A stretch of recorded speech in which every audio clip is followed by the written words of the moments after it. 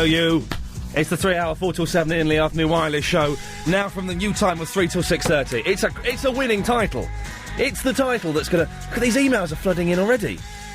We'll put that in there. I don't quite know what that is. Oh, we'll listen to that later on. What? Behind me?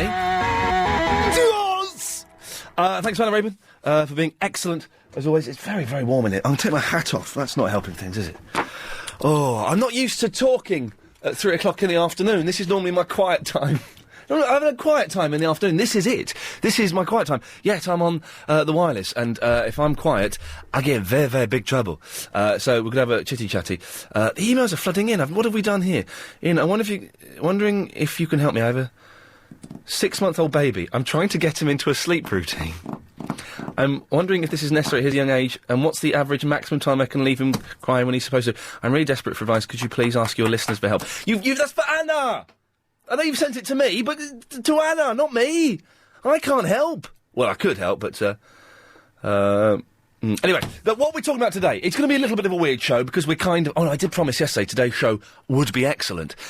No going back on that, is there? OK, well then let's make it excellent. Let's make it pretty... darn excellent. That's me shuffling some papers. Have you been in the local paper? Local papers, I think, are kind of a bit of a... I do like getting the local paper. I think it comes out on a Thursday, the Muswell Hill Journal. I'm not totally sure why it would come out on a Thursday. I was in my local paper once when I lived in Crouch End, when I used to present a rude television show. And they did an interview with me, and they put my address in it. That seemed a bit odd. They put my street and my flat number. I was very, very angry. And I did actually get a stalker, but that's by the by. But I was in the local paper when I was young, when I was very young. I was probably 8 years old, for playing the cello. I was a cellist. I was a top cellist at the age of 8. I wasn't top. I was lazy, but I played it. I could play it, but I didn't really practice. I would be... Imagine if I'd have carried on playing now, 24 years later, I would be flipping good at it. But I stopped. And stuff. Have you... ever been in your local paper? What were you in there for? Some local papers have a name and shame policy, where if you've been, like, a little bit naughty, parking tickets, robberies, breaking into schools, things like that, they will print your name, and they will shame you. 0870 90 90 973. Have you ever appeared inside your local paper? What they also have as well in the Muswell Hill Journal. Let me know if they have these quirky, slightly rubbish things in your local paper. I'm sure they're all the same, really. They'll have, like, a big debate on one page. It'll be photos of people they've stopped in the street. Jackie, 32. She lives in Muswell Hill. Yeah, I think that the buses are, like, brilliant around here. I love them! 2 exclamation marks. Martin, 52. He's a banker. He lives in Crouch End. I don't like buses. They have that. It's a weird... I've always wanted to be stopped for that. Have you been in your local paper? 0870 90 90 973 is the telephone number.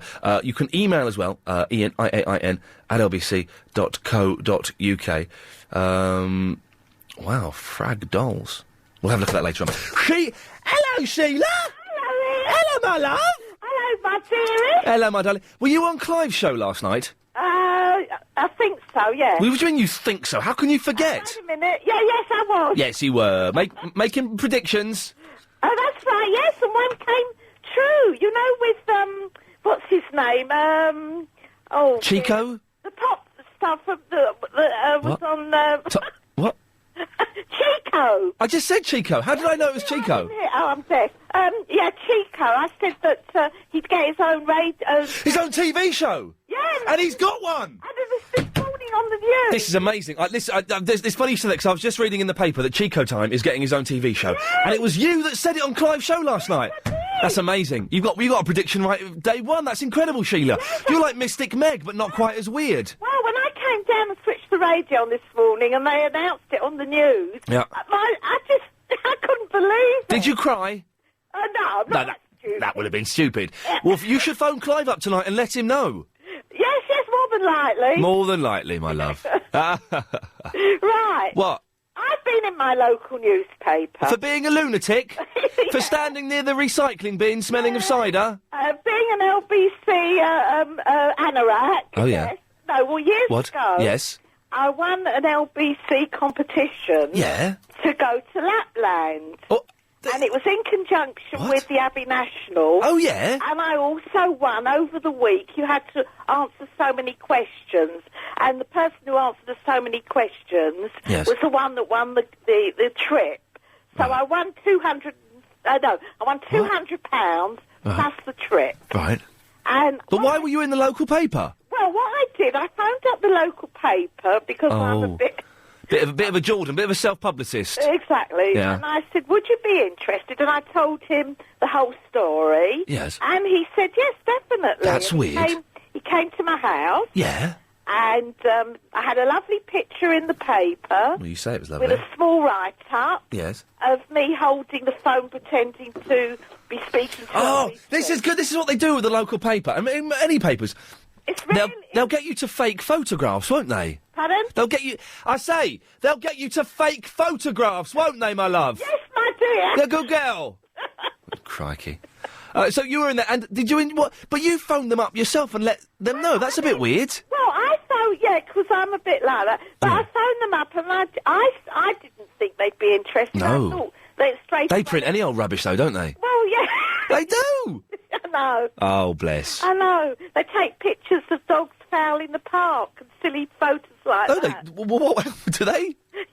But that's been on the front page of your local newspaper. A dog having a poo. Well, especially in our local papers, you get daft photos. Wow. Well, Sheila, if anyone else has got pictures of dogs going to the toilet, doing a whoopsie, inappropriate. Local papers are weird, aren't they? They're a strange thing. I kind of like them. A lot of them... I do like the classified ads, though, to be honest. But I don't like that car section you get in the middle. That's a waste of paper. Who reads the car section in the local papers? I certainly don't. 0870 90 90 973 is the telephone number. Suzanne is in the West Cliff. Hello, hi Ian. Hey, Suzanne, how's it going? Yeah, fine, thank you. Fine. Yesterday people were phoning in for jingles for your new Times. Oh, gosh, they were, but they weren't very good. No, but I've got a brilliant one. Well, have a listen. Can it be better than this? Have a listen to this. Hang on a second. Let's try this one. Ian Lee on LBC 97.3 FM, that's where you'll find him. 3 to 6. This is awful. I can't stop Monday through to Friday. We've got 18 seconds of this left. That's interesting. Oh, it's Ian Lee. Oh, 97.3. I can't stop it, Suzanne. We've got 6 seconds left, I'm afraid. Stop button's gone. LBC 97.3 FM. Thank God for that. Oh, that was awful. It was awful. But it was, fair play, it was recorded by a lunatic. But she can't help it, but it was good. She just, she's trying to get famous or something. It's not good. Isn't she just? So, but yours is better than that, please tell me. Bless you, Suzanne, let's have it. Are you ready? I think so. Okay. What you want, baby, he's got it. What you need, you know he's got it. R-E-S-P-E-C-T. Gotta listen to Ian Lee. R-E-S-P-E-C-T. 97.3. LBC 3 to 6:30. Be there. Yeah. Okay. Now, I'm really scared. It's good. I like the way... it's not. No, it's not. You're right. But I was being polite. I was going to wait until you got off the phone before I said it was cack. But, it was cack. But I like the way you went all sexy at the end. LBC, you listen to Ian Lee. That was sexy at the end. That was good. Well, I had the phone too close to my mouth, I think. No, I don't think that was the only thing that dragged it down. But what... Suzanne, are you a singer? Yeah, I'm profesh. You're profesh? Yeah. How high have you got in the charts? Oh, I don't know, about 7,053,000. Oh, I see. Yes. Well, I've cut it out. I have cut a single. Have you? You've cut a disc? Yeah, I've actually cut it. Yeah, no, I did. Well, where? Who? What? Where? When? Why? Oh, it was just one of those things you buy. My husband bought it for my birthday, and you go to a recording studio. It's like a red thing day, whatever you call it. A what? Like, those days, you go and someone buys you something, you can go and do it for the day. A red flag day? Is that the phrase? I don't know what it is, but... And you cut a record? Yeah. That's quite amazing. Yeah, but it sounds... that sounded awful because I'm on the phone, I'm in the echoey room and everything, so it sounds bad, but I'm not really that bad. Okay. Well, can you send a copy of your single in? Yeah, of course, or I can email it to you. Email it? Yeah. That'd be wicked. Okay. Suzanne, listen, thank you for that. On the subject of emailing bits and pieces in, it kind of neatly goes... it doesn't, because I've just pointed it out, which has got rid of any neatness. The show is now half an hour longer. And you should probably be aware, we struggle to fill 3 hours. So an extra 30 minutes, we're a little bit scuppered. So we kind of want you to help us. What we're going to be doing in that extra half hour, we're going to be taking your call straight to air, not necessarily Triple M styly, unless if you want it to be, then it will be. But, you know, just because Chris isn't contracted to work that extra half an hour, so the calls are going to come straight to air. But we do want you to record, if you want to, your own little sort of pieces, little MP3s or CDs, no more than 2 minutes long, ideally about 50 seconds a minute, and we'll play the best and probably the worst. We've had a couple sent in. We've got one we're going to play today, which is excellent. It's a remixing of Barry singing Silent Night that Guy in the Neasden has done. But you can, if you go to the LBC website, lbc.co.uk, go to my page on there. It'll kind of give you all the information as to what you need to do with that. And basically you email these MP3s into us, and if they're any good, we will play them. The only rules are no swearing, no longer than 2 minutes. It's as simple as that. But we're taking your calls today. Have you ever appeared in your local paper? 0870 90 90 973. But it's time now to find out what's happening in the world of travel as we go to the LBC 97.3 Travel Centre with Richard Akia. Quite a bit going on. Red letter day, you idiot, says Ben from the Croydon politely. I don't care. I don't care. It's all a little bit naff. By the way, we're going to start our daily correspondent updates today, every day, at... Got to get the right time. 5:38 is the time, the slot we've allocated. So if you're a correspondent, we need 2 correspondents on the phone, please.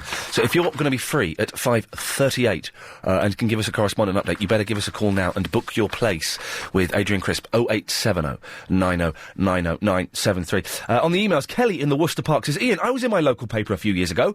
Vandals knocked over my mum's 3-foot garden gnome called Rumpelstiltskin, and his head came off. I was so cross, I called both the police and the local paper. I got half a page and a photo, and the vandals never returned. That's the thing about local papers. They will print any old rubbish. Any old rubbish. Hey, if you've worked on a local paper, what is the cackest story you've ever had to deal with? And where do you get these stories from? Is it from people like Kelly and Sheila, who just phone up and say, I'm local, it's not much of a story, but I was on the radio once. Do you want to feature on it? Where do you get your stories from? Christina is in the car, Sholton. I got you here. Hi, Christina? Don't cry. Are you crying? No. Okay, that'll be the second girl I've had in tears on the phone today. What can I do for you, Christina? I've been in my local newspaper. Oh! For giggling? Or crying? No. No, neither. I'm worried. What have you been in the local paper for, Christina? Please tell me it wasn't a crime.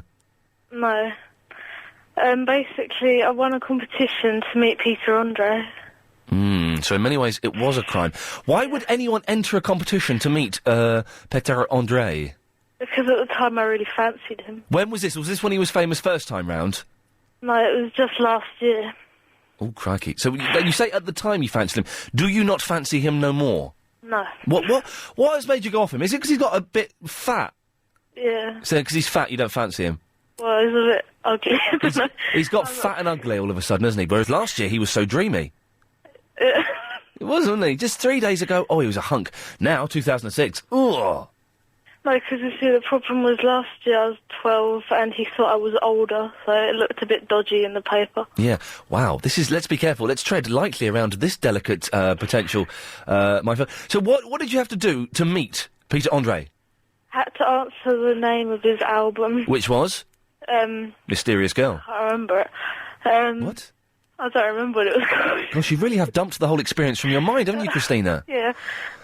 And so you got it right, and you met him. Was he a nice fellow, or was he, as I'd imagined him to be, really chubby and slimy? No, it was really nice. Oh, that's good to know. Anything else, Christina?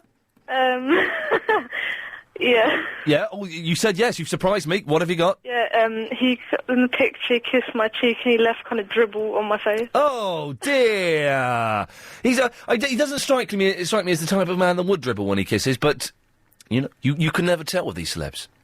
0870 90 90 973. Have you ever appeared in your local paper? It's an odd thing to do, isn't it? And it's kind of the only thing... It's the thing that only mums can be excited about. My mum has, fair play, still got the picture of me and Fiona King playing cellos that appeared... I wish I could... I still had this. There was two... I was in the paper a couple of times. One was playing cellos at some... rubbish thing. And the other time was for playing the cello. And they came round and they did a piece in my living room. And it was a picture of me playing the cello, and like an interview with me. It was an interview when I was 8 years old. Little spod. 0870 9090 973. Oh, crikey. Look, these emails are coming in. Iain at lbc.co.uk. We'll go through them a bit later on. Liz! Hello. Hello, Liz. I've been at my local paper. What for? They had a campaign at our local hospital which was closing. Yes. And my 17-year-old daughter sent in an email because they said support your local hospital and we'd use their services quite a lot. So she sent in an email to support them. Yes. Much to our amazement, they rang up and said, we want to send a report around, we want to send a photographer around. Why? Why you? Well, basically because they wanted to build an article. Well, and I said, so they'll probably have lots of people that have little pictures and stuff on it. And, yes. They'll come round and probably talk to you. We might not even be in it anyway, so don't worry. Right. So they took us out in the garden and took about 6 photographs of her and 2 or 3 of the pair of us together. Yes. And we waited expectantly, thinking we'd be a little sort of column inch somewhere on page 6. Don't say it was front page. Don't say it was front page. Oh, you haven't heard it. Maybe you have. Oh. That week, we didn't get the paper for one reason or other. It's a freebie paper. It didn't come out. Usually it came on Thursday, so we were waiting expectantly. And on Sunday morning, the phone rang. Half a dozen people got their papers, and they said, you're on the front page. No! Stupid! You're a superstar! Finally, our paper turned up with us in full colour, the pair of us. Oh. Don't close our lifeline. I've got it in front of me, proving your theory about mothers keeping papers. Yeah, well, exactly. Mums go a little bit mental about these things. Yeah, obviously. Well, and there's no shame in it. That's what mums should be proud of something, and it should be the fact that them and their daughter are on the front page of a local newspaper supporting a hospital. In full colour. Yes. Don't close our lifeline. Seriously ill Sophie backs our campaign to save the hospital. Did they misquote you in any place? Well, they made it sound worse. I mean, it's not a good situation, but they made it worse than it was, and they sort of said we called the ambulance. Liz, we've got to ask the direct result. Did the local paper work? Is that hospital closed? I think it's moving. In many ways a victory, in many ways a failure. It's not closed, but it's moving. It's closing, isn't it? Hey! Bill? Hello. Hey, man, where have you been? I've been around. I can listen to you now. You're on your new time. Yeah, we like it. And what are the new times, Bill? Sorry? It's 3 till 6:30. Nice one. Of course I know that. I know you. I'm just testing. So why can you only listen on our new times? Well, because I leave for work at 4. But I've got a radio hooked up in the kitchen for the new year. Nice one. So when no one's looking at me, I can just go into the servery bit and listen to the radio. Yeah, nice one, Bill. It's good to have you back listening to the show, my friend. I've always been listening. I've just been a sneaky listener.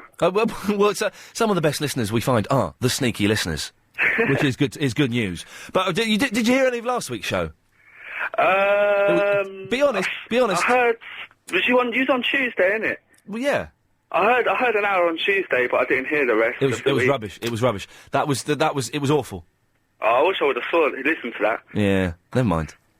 But yeah, there's what was I going to say about local paper, innit? Oh yeah, go on, innit? Say. My brother's been in it before in Devonshire. He's been in it. Yeah. In Devonshire. Yeah. But I didn't think they had local papers in Devonshire. Yeah, they do, yeah, but the stories are all like, Millie's lost her cat and all that sort of rubbish. So what did your brother do in there? Well, his local shop was being robbed. Yeah. By drug addicts, and he actually stopped the robber and he sat on them until the police come. Bill, are you making this up? No, that's true, honestly. You know there's only one way I'm going to believe this. How? If you sing it to me. Well, what happened? Sing the story to me. My brother, I can't say his name because Agent Chris told me not to. He was in the local shop, and he was getting robbed by drug addicts. So he beat him up, and he sat on him till the police come. And then he was in the paper the next week, and then he got loads of credit from the shop, and then he moved village without paying it back. Is that good? It's genius. Particularly the bit about moving village without paying back the credit.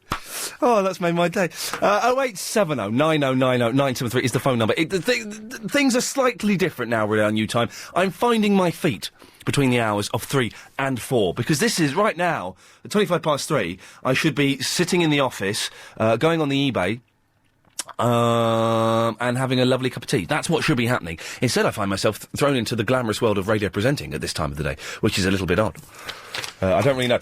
So things we've got coming up later on in the show, just so you know. It's 3 till 6:30.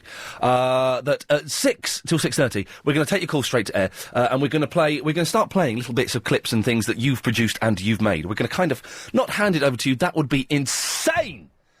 But we're going to let you sort of have a little bit more input than perhaps you would. So if you've got any little things you've produced, little bits and pieces that would be sort of suitable for this show, and do not contain swearing, and are no longer than 2 minutes in length, you can email those, ian@lbc.co.uk. And we're going to have a regular daily correspondent update. I think we've been a bit slack with the correspondence. And if you missed it, last Tuesday was the day we updated the correspondent list. I know, crazily enough, we chose the day when we had the least listeners.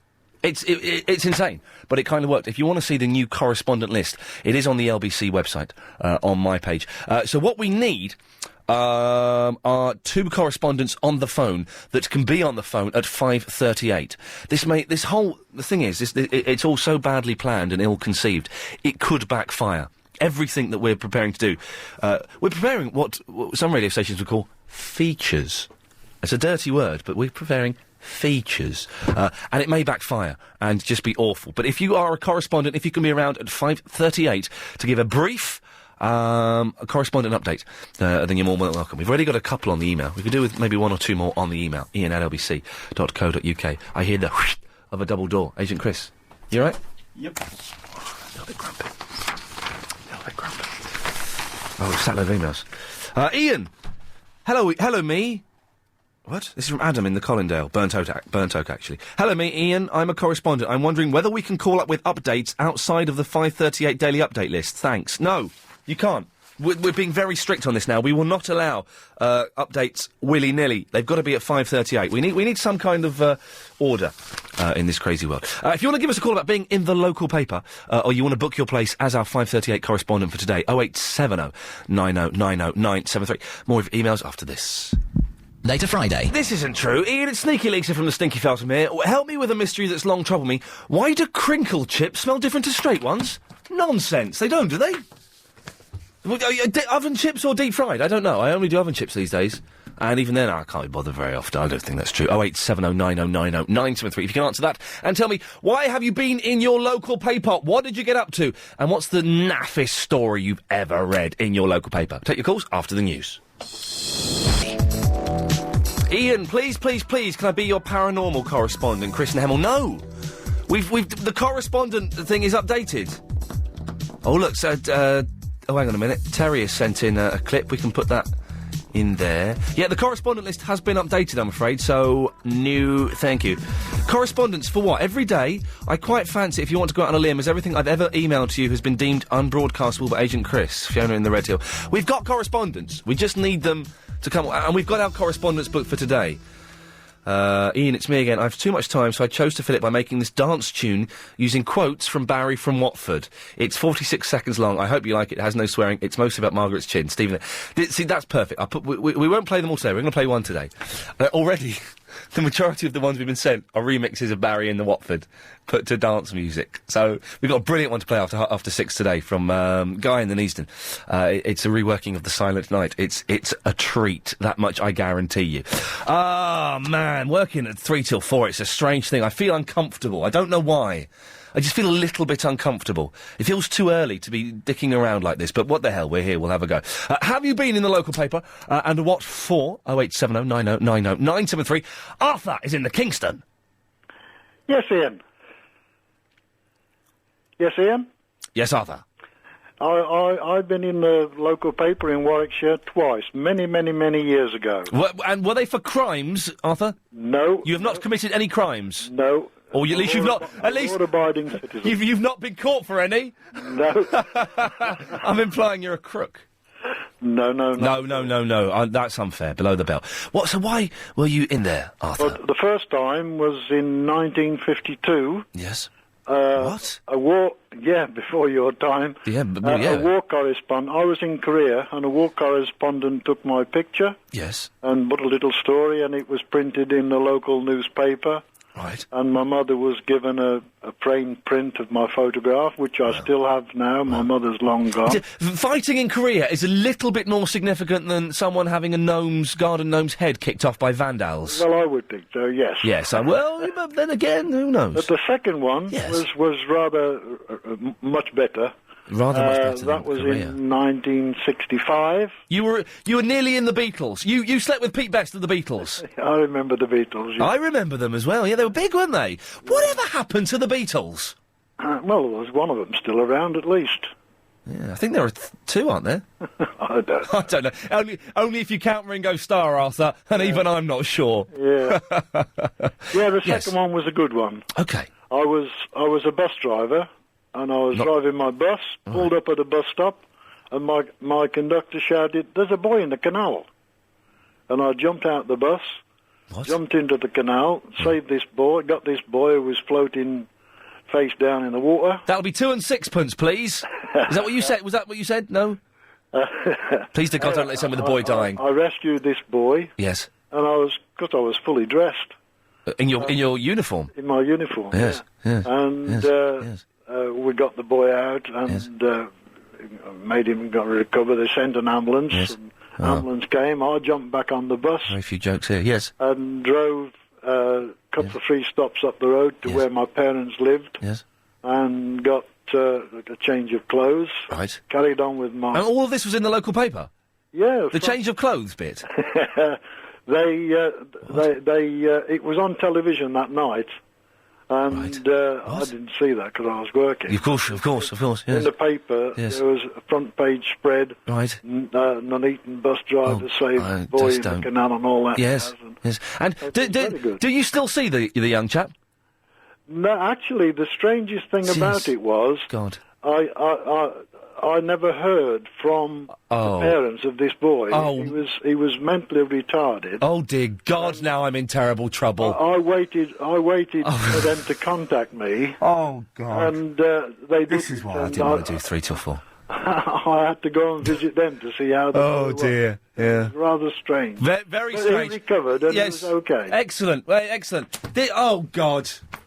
Oh God, I can't do it. I can't do it. I'm sorry, I need a little bit of this.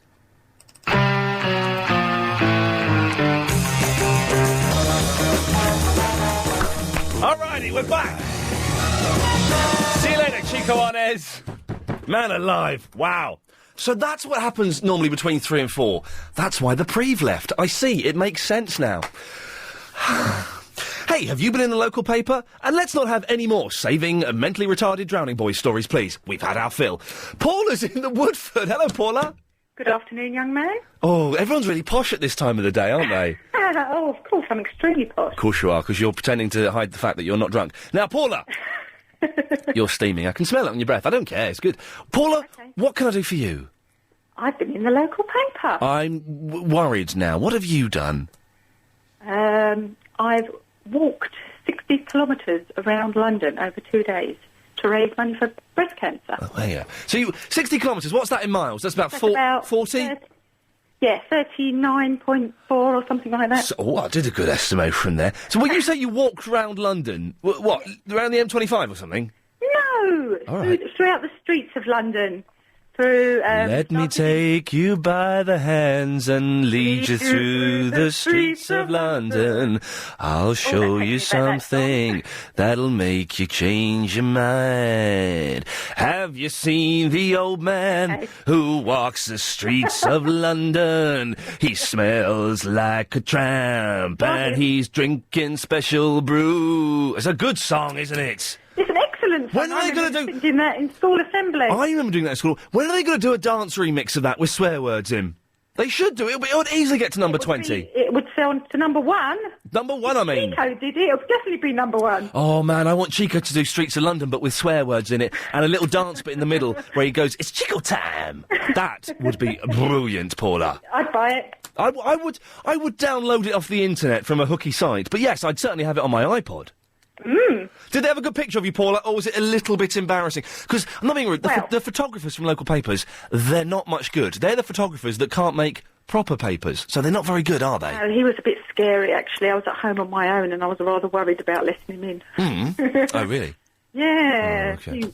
And I had to perch myself on the edge of the settee with a pair of trainers. What? Because I was walking. Walking, like it, clever, clever. Couldn't find my trainers, searched everywhere for them. Don't know where they were. Had to use my daughter's. What? I had to use my daughter's You trainers. fraud! You're like Piers Morgan and those pictures on the front page of the Mirror about our troops bullying Iraqis that turn to be You're exactly the same, Paula, but with your daughter's trainers. That's it. That was me. Shame on you, Paula. Shame on you. Gosh, comes to something when I'm hoping that Chavvy Vicky can save the show. Chavvy Vicky? Yeah? Can you save the show? I can always save the show. Bring it on, girl. Bring it on, girl. Yeah, I can. I was in the local paper. Sorry, my kids have just started getting each other. Hang on a second. Stop it. Just stop. Chavvy children, stop it! Yeah, hang on. Say that louder. Hang on. Chavvy What? Chavvy children, stop it! Do you hear that? Yeah, you can Give them a fag and a glass of gin. That'll slow them down. I've got a special brew. I loved your song, by the way. It's good, wasn't it? It wasn't my song. Enough. It wasn't my song. It was Ralph McTell. Oh, not the special brew bit. I don't remember the exact. Smelling like a tramp. I don't remember those words. I don't remember the exact lyrics. I was freestyling a little bit around the theme. It was good. It made me laugh. This is weird being on at 3 o'clock, Vicky. Yeah, I know. It is weird being on at 3 o'clock. I've never been on at 3 o'clock either. I don't know if I like it. I'm not sure I do. It's weird. Everyone who's called in has been a little bit serious, a little bit posh, a little bit straight-laced, and I don't know if I re-educated London before, but went 4 till 7, re-educated them. You don't need to talk about bird flu. You don't need to discuss the congestion charge or Ian Huntley. I don't know if I can re-educate people between 3 and 4. I don't think you can. Think it's a lost cause. Maybe I should. You want me to be really silly then? Yeah, go on. All right. How would you like me to be? Oh, I don't know. I thought you had a plan. Maybe 4. I should do a serious topic. Maybe. Maybe that's the future. Between 3 and 4, we'll do like Iraq, or we'll do the increases in the train fares, or we'll do something about a criminal being let out, or something. I don't know. And then between 4 and 7, we'll be a little bit wacky. Yeah, I reckon that's a good plan. Yeah, it sounds awful actually. I feel a little bit nauseous even suggesting it. Oh well, just make sure you don't. What are they? Those little so-and-so's doing? I don't know. Jessica's just being a bit weird. Is she crying? No, she's doing her. This is what they. Don't take offence, Vicky, but this is what they are. Sods. Little ones. Yeah, they are. And I'm moving out of the room now because it's getting on my nerves. Yeah. Give them a box of matches and tell them to sort it out that way. Yeah. Now, and I've left the room now. I'm going in the bathroom. Oh, God. Yeah. You've been in the local newspaper? I have twice. Why? Right, the first time was when I was a young person, and my cat got shot in the head. Oh, jeez. It survived. I found the bullet in its head. It was horrible. Yeah. Gun crime is on the up, eh? Yeah. Even cats are getting on. A cat got shot. I'm not laughing. No, laugh away. Oh, Matt. It's not funny. But it's alive, is it? Yeah, he's dead now because it was a long time ago. Okay. But he survived. He came and laid on my bed, and I was like, "What's that on your head?" Thinking it was something, and I moved it. It was a bullet. Yeah, it was a slug. Okay, and the second reason, Vicky, let's hope it's a little bit more fun than bullets. It's no more fun, actually. I'm not sure I can talk about it, but I had a stalker, and I was on the front page, and the whole page was devoted to me. Oh, God. Yeah, and it was kind of like, oh, my God, I thought they were going to put something on page 16, and they didn't. No. They put this great big thing with a big old picture of me looking through my blinds, and I was just like, no. So it was really bad. Was that too straight? I just don't know what to do. I don't know how to turn it around. I genuinely don't. Play Would I again? We could play the sweet game. Oh, go on then. Sweets for my sweet, sugar for my honey. Your turn. I can't think. Oh, shall I straight away 1 round of the sweet game? I genuinely don't know how to turn it around. I'm at a loss. I don't know. Maybe we could play. Can we just play records like they do on Capital? We can't play records. Richard Bacon can play records. I know he's on Capital, but he plays records. I'd like to play records. 0870 9090 973 is the telephone number if you want to give us a call. We don't need any more correspondent calls for today. We have our 2 selected for the 5:38 correspondent update. I think we may need 1 more on the email. Actually, I'm not quite sure. But we're pretty much sorted. Ever been in a local paper for a light-hearted, frivolous thing? Not because you've saved a mentally retarded boy from drowning, not because you've had a stalker, not because your cat got shot in the head. I don't know. Maybe you got arrested for having a wee or something. I don't know. Something like that would be good. Ah, dear. You can email as well, ian@lbc.co.uk. But it's time to find out what's happening in the world of travel as we hand over to Richard Hakier. Thank you. Let's go to the Surrey stretch of the M25 first of all. Going 30. Yes, Andy, it does feel like that. I don't know how to stop it. It'll take a couple of weeks to get used to this. This'll perk it up a little bit. It's Warren in the Northwood. I'm very nervous. Why are you nervous? Because the show's been rubbish for the last 47 minutes? No, it's because it's a weird time and it's very serious at this time of day. Isn't it just... Warren, how do I stop it being serious? It wasn't meant to be. Well, could I talk about the possible imminent resignation of Tony Blair? Oh, no! No! God, I cannot believe... I need to re-educate London that 3 till 4 is now just for dossing around. It's all gone pear-shaped, Warren. We could talk about pants. What? Pants? Pants? Now listen, my girlfriend phoned you up yesterday, I hear. What?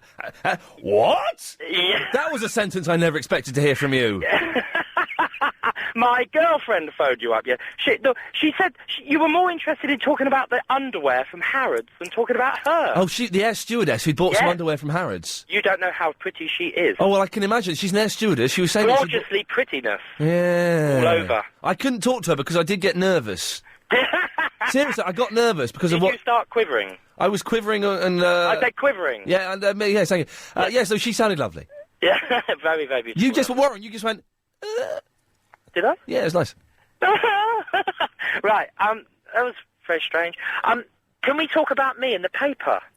Please, dear God, don't let it be involved in any kind of murder, dead animal, any sex crime, or any disabled people. It's nothing to do with that. I thought you were going to say it ticked all of those boxes. Okay. Nothing to do with that. Bless you. It's nothing to do with buildings with thatch roofs either. Okay, what have you got then? It's to do with gardening. This is what we wanted. When we brought this up, this is what we wanted. Exactly. Ian, I've not just only been in the local paper. Yes. I've been in the Evening Standard. I guess it's a local paper. Well, you work for a local radio. Exactly. This is local radio, definitely. No, you are a national star. I'm going to make you a national star. I was in the Evening Standard. That's a big local paper. Yeah, it's London. London. You're not talking about some chav press here.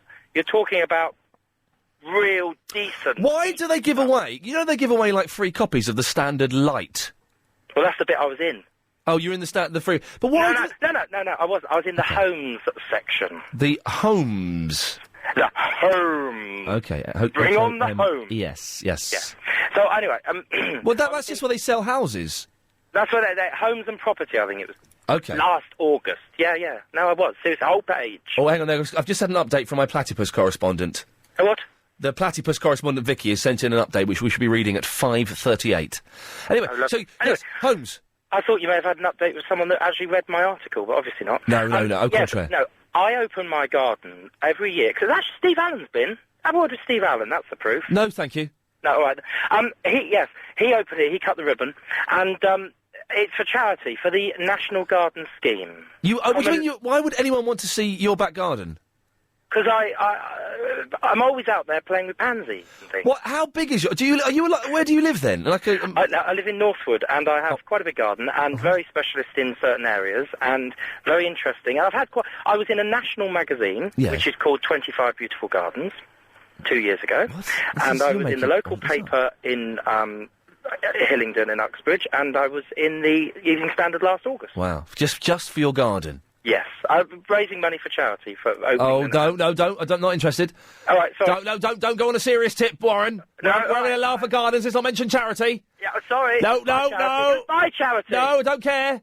It's all right. Okay. So, and how many people? It's a bit weird, isn't it, having people come in your garden and just hang out? No. When I open between 11 and 5, and normally on a Sunday, because that's when these gardens normally... All over the country, gardens open all throughout the year. I need a boyfriend. Who does? I need a boyfriend. So do I. Is Warren available? He sounds fun, as am I, says Christopher in the Charlton. Yeah, get in touch. Okay. Yep. How are you going to do that? Well, I don't know. Can we phone... Chris, phone up Christopher in the Charlton. We'll phone him up now. Do you mind talking to him, Warren? Yeah, I'll talk to anyone. I've noticed that. Let's see. He could be the man. He could be. How old is he? Ian, I was in the local Welsh Post for shoplifting Vaseline. Oh, I see. No, then it turns into a Welsh joke, which we shan't go. I don't know. Ask him how old he is, Christopher, Chris, before we, get this is a bit of matchmaking. This is what we need to lighten the mood. This is going to backfire horribly, isn't it? No. Backfire's not appropriate. Inappropriate. Warren, inappropriate, sir. I bet this Christopher bottles out. He's bottled out. Oh, is he? No, he's. Hang on. We're just getting him now. Agent Chris he's spoken to him and he's calling him back. Christopher in the Charlton. This could. Listen, if this all works out, can I be best man? You can be best whatever you like. God bless you, sir. Warren, say hello to Christopher. Yeah. Hello, Christopher. Hello, Warren. Oh, he's butch. He sounds nice, doesn't he? Yeah, carry on. Steam in there, girl. Go on. Yeah. You want a date, Warren? Sorry, mate? Do you want a date? Yes, please. Oh, that sounds fun. You sound like a right lot. Well, listen, Warren, Christopher. Warren, I'm a big fan of Warren's. Christopher, what do you look like? Because I ain't fixing him up with any munters. Describe yourself, Christopher. I'm about 5'9". I've got a shaved head, a goatee. Always one of them. And I go to the gym 5 times a week, and I've got lots of muscles, and I've got loads of personality. Irrelevant. Have you got loads of cash? I'm comfortable. Okay, well, that means no. Christopher, how old are you? You sound about 45. Yeah, that's right. Really? Yeah. So are you what I believe is called a bear? No. Excuse me, I am not fat and I'm not hairy. Oh, does bear just mean fat? In my opinion, yes. Oh, okay. Warren. Warren's too. Warren, chat away. Hi, Christopher. Hello, Warren. Are you 45? Yeah. All right, okay, I can make exceptions. Warren, do you not like the older gentleman? I don't mind the older gentleman, no. So, whatever he can get, I think, these days. Oh, really? It's a bit like that. Yeah. Ian? Yes? I'd rather someone who is very similar age to you and looks a bit like you. So you want you want Ralph Little then? I can fix you up with him. I've got his number. Christopher, listen, thank you for Christopher. I'm going to have a quick word with Warren privately now. Warren, Christopher's gone. Have you taken me off the air? No, you're on the radio, but you weren't keen, were you? Yeah, no, I'm not going to say no. Well, no, don't. Be honest with me, you weren't. I detected in your voice you weren't keen. No, it's not. Oh, you. No, okay. Be honest. Bring on the Christopher. Okay, well let's say I think we may have found love there, live on the wireless. That's pretty darn good, isn't it? I don't know. I detected that he wasn't keen. 5'9". That's a wee man, isn't it? That's a tiny fella. Yes, exactly. 0870 9090 973 is the telephone number. If you've ever been in the local paper, you can give us a call. We'll talk about things you frown upon as well. We'll do that after 4 o'clock, which will be a whole heap of fun. If you want to email as well, Iain, IAIN, @lbc.co.uk. I think we have all of our correspondent updates for today. The places are filled. We need no more. So we don't need any of those. We'll do more of your calls after a little bit of this. I know that BGR 6:30. Iain, in 2005, you said that if you didn't get Mr. T on your show by New Year's Day, you would quit, so you were a liar. So, yeah, whatever. Well, we did get Mr. T on the show. Well, I think we've got the Mr. T here, in fact. Yeah, I got it. Here we go. Mr. T. Here it is. Hang on. Hey, this is Mr. T. I ain't getting on no plane. No, you're not. Hey, this is Mr. T. Yeah, okay. Don't be a fool. Yeah. Call Iain Lee That's me. now. There. 0870 90 973. Sucker. He said sucker. So he's been on the radio, so you can get stuffed. Simple as that. David's in the Isha. Hi there. Hello, mate. Yeah, well, I've got a slightly odd local newspaper type thing. Yes. Whatever that means. I'm not sure. Neither am I, actually. Okay. I ended up... I live near a local race course, and a mate of mine who's a news editor for a local paper took me along there one day. Yeah. And we had a few drinks, as you do. Yeah. And he said, we haven't got a front page lead for the paper this week. And I said, oh, well, nothing goes on round here. And he said, I know, because the Racehorse Desert Orchid had just won, and it's very famous. And he said, we'll get someone local to nominate him to be made Freeman of the Borough. What? What does that mean? Well, I don't know. It means you can drive sheep over pasture land or something. It sounds like a dream come true. Indeedy. Nice. So, he said, you know a few pub landlords around here, so we went on a little pub crawl to ask them, and they all said no. Right. And then a couple of days later, I opened the paper, and there I was, nominating him. What? To be made this Freeman, and I started off being a local ratepayer even. Yes. Then someone in the Racing Post read it, so they phoned me up, and I became a local businessman. Then the Times phoned me up. What? Then Channel 4 Racing, and I know nothing about racing. So suddenly, from nowhere, David, you became a racing expert? Absolutely. Give me a racing fact. A racing fact is red rum is murder spelt backwards. Wow, it's genius. You've seen The Shining. That's The Shining. Red rum. Excellent. This is the worst hour of radio I've ever done. The worst hour. Definitely the worst hour. But we can turn it around, because at 4 o'clock, then it suddenly becomes like real time, and the fun kicks in. I don't want any more calls this hour. I don't want any more. The fun kicks in at 4 o'clock. It does, doesn't it? Have we still got that in here? Yeah, look, we can have, Kilometerspoor schieten onder mij door. Ik ben weg van jou. Maar ik ben op weg naar jou. There we go, it's the verse of Gadang Gadang. That's what it used to be like just last year. That's how much fun we were having all the flipping time. Today it's backfired. Iain, please, this is Julie in the Belmont. Please, can I be your hamster correspondent? I'm an expert on hamsters, and I can give you info on new breeds of hamsters which have been founded as the ways to look after hamsters and clean their cages. No! The correspondent list is up and running. It's been updated. It will not be updated now until April. So you blew it. You blew it. Iain, I simply must object to your assertions that fat people are losers. Speaking as a big old fatso, I take great personal offence at the suggestion that the fatos are losers. I mean, look at me. No girlfriend, no job. Oh, hold on. Where's my cake? It's from Lena. And I believe it's quite fat, which is kind of cool. And what does this mean? That's boring. So you won't read that. Okay, 4 o'clock. We can start the show properly now. This is just kind of a little warm-up to kind of get us in the mood for it. I don't know. Still taking your calls about have you ever been in a local paper and what is the most ridiculous local paper story. They are weird local papers, aren't they? Load of old rubbish. And also, what things do you frown upon? Just things that you frown upon. Agent Chris, it turns out, frowns upon people applying deodorant in the office. He thinks it's rude. He thinks it's disrespectful. I do it. James O'Brien does it. He's very sweaty. J to the O to the B. Very sweaty man. I frown upon lazy postmen who put letters that should not be meant for me, not even through my letterbox. They just flung them in the garden. What do you, London, frown upon? 0870 9090 973. We'll take your calls and your emails after the latest LBC News. That was a microphone inserted into my head. That was the sound that is actually going around inside my head. Oh, man. Well, some days it just don't work. It's as simple as that. You can't bottle this stuff and sell it, because if you did... What's that? This is the 3 hour 4 till 7 Iain Lee afternoon while I show from the new time of 3 till 6:30. Confused? Man, I ain't got a clue what is going on. We're still talking about ever been in the local paper. Do you write letters to the local paper? Because it's a weird thing anyway, isn't it, writing letters to the paper? That's a weird thing to do. To a national newspaper. But to write to a local paper, that's a very, very weird thing to do. Because what good is that going to achieve? None whatsoever. I don't think anybody even reads the letters in the local paper, do they? Why would that ever... Dear editor, I'm writing to complain about the bus. Or something. It's an odd thing. So give us a call. 0870 9090 973. And I suppose it's vaguely kind of connected. I want to know about things that you frown upon. Just things you go, I frown upon that. As I said, Agent Chris frowns upon people applying deodorant in the office. He thinks it's rude, he thinks it's disrespectful, he thinks it's an admission that people stink. Well, I get kind of sweaty, although that problem seems to have been resolved. Thanks to the help of some erstwhile listeners. God bless you for that.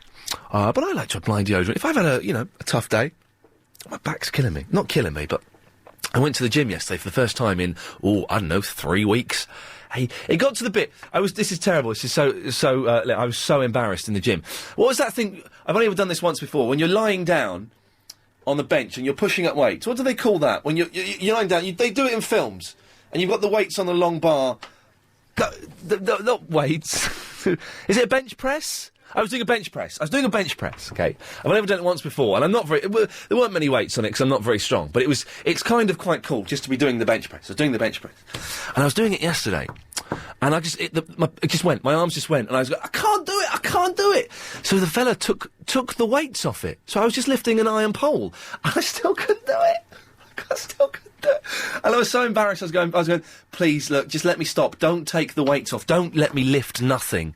And he said, no, come on, keep going. I was lifting nothing, and I still couldn't do it. That's bad. Yeah, we'll do that one day, being humiliated in the gym by a bloke called Luke. He's a good lad, but flipper now, I felt awful. My back's really stiff. Anyway, what were we talking about? Things I frown upon here we go. I frown upon my personal trainer humiliating me in the gym. I frown upon it. There's no need for it. He could have just let me stop doing that exercise. He could have just said, all right, you've done enough. But no, he made me lift a pole that had no weights on it. I was bench pressing niche. It's not good. 0870 9090 973 is the telephone number. Agent Chris, I have to break the magic of the radio here. I need to speak to that fellow when he's off the telephone. Agent Chris, I need to speak to you. All last week, the format of the show was scuppered. We weren't having news at the same point. We weren't going to breaks. We weren't doing any of that nonsense. And now we're back to kind of the way it used to be, but we've taken one thing out. At 14:30, am I going to adverts, and then coming back, and then going to the news? OK. That was professionally done. I think I did it in so shoddy. Oh, God. Yeah, and then it's the travel after that, is it, Helen? Thank you. And then I'm going to have a little cry in that corner where you can't see me. I'm going to go to that corner and have a little cry. Shirley is in the Waltham Cross. I am. Good. Hello? Hello, Shirley. Hello there, hi. Hi, hello. You want to know about my daughter's story about the mouse? Very funny story. She made the front page of a local Swindon paper. My three grandsons and their pet mouse. One morning she was hurrying the children off to school, the three of them, and in a mad panic as you normally are, she accidentally knocked the pet mouse's cage off the top. Oh yes. Got time to stop and sort of deal with it. Who has these days? So she went off to school and decided to check him out when she got back. Yep. When she got home, couldn't find the mouse. It wasn't in the cage because the wiring had got dent and he'd got out. Oh, no. She eventually found him amongst the toys, and amongst the toys there was a pegboard. It was a part of the game with a ball with lots of holes in it. What? No, that's good enough. It's a peg game? Yes, I don't know the game. It's some sort of game where you have pegs, but you have the board itself has got lots of... Well, let's work this out. Let's do it. So it's a board. What, it's like a square, is it? Like a square board, and with lots of holes. How many holes would you say are in it? I don't know. I think it's probably something like about 10 squares. 10 squares. And I don't know. You put pegs in it? But it's quite a large board. It's probably about 12 inches square. So 12 inches with holes in it, and you put pegs in it? Yeah. Where's the fun in that, Shirley? No, well, I don't know really, but the mouse obviously didn't have much fun because it got its head through the hole and couldn't get its head back again. Stupid so mouse. Got ball round its neck. So what do they do? Stick a peg up its bum and just carry on playing? Well, did they? She didn't think of that, I don't think. No. She did ask a neighbour to take her to the local vet. Oh. Her car was actually in the garage at the time. Yeah, you wouldn't want to get that out, would you? No, she tried to get the mouse extricated, but couldn't. Extricated? And the vet had a great problem. It used lots of oil. Did they chop it off in the end? Well, no, they actually had to anaesthetise the mouse and put it right out because it was the thing is, stressed. the mouse... Hang on a minute. This is what mice go into small holes all the time because, as I've said before, their spines are collapsible. They do, but they can't get their head. They can't bring their head back out again. It's not going in; it's coming back out again. Right. And why did this make the local newspaper, Shirley? Well, my daughter-in-law obviously it had to be put out with anaesthetic, and so she thought it was going to cost her quite a bit. She asked the vet how much it would be, and they said that the local paper loves animal stories. Yes. And if she wouldn't mind them ringing the local story about it, they wouldn't charge her anything. And so next day they came down, they took photos of his poor mouse. So it was stuck in this peg game, which we've yet to ascertain whether it's real or fictional. This mouse was stuck in this peg game for a day? Well, no. Or did they get it out? A few hours. Did they get it out and then put it back in for the cameras? No. The photograph was taken of the mouse with its rather swollen eye the next day and the children. But no, by that time the board had disappeared. But so she did make the front page. Shirley, bless you for that. Papers like animal stories, don't they? Don't they just, Shirley? They certainly do. Gadang gadang, gadang gadang, gadang gadang, dan dan dan dan dan dan dan dan. We're nearly back on track. That was better. That was better, gang. Thank you. Surely nothing can go wrong now, can it? 0870 9090 973. What game was she talking about? What game is a 12-inch square board with about 10 holes in it with pegs? I was thinking initially it was some kind of Skittle-type game, but that would make... Mousetrap has... You idiot, Chris! Mousetrap hasn't got... Was it Helen's suggestion? Oh, no, Helen, I think you might be wrong there, but nice try. Thank you for contributing. Mousetrap hasn't got cribbage. Could be cribbage, but a mouse will never get its head in a cribbage board. 0870 9090 973. I need to know what this game was. It wasn't Mousetrap. Mousetrap's rubbish, though, isn't it? You set it up once, you go, oh, well, that's it. That's that done. More of your calls after this. With weekdays 3 till 6:30. Hang on. I need that one. I need that. That's my platypus update. So I've got to print that email off. Well, I've got a weird email here. I don't quite get why Ben has emailed in to me. And I appreciate, Ben, for you contributing to the show, but it's a strange thing.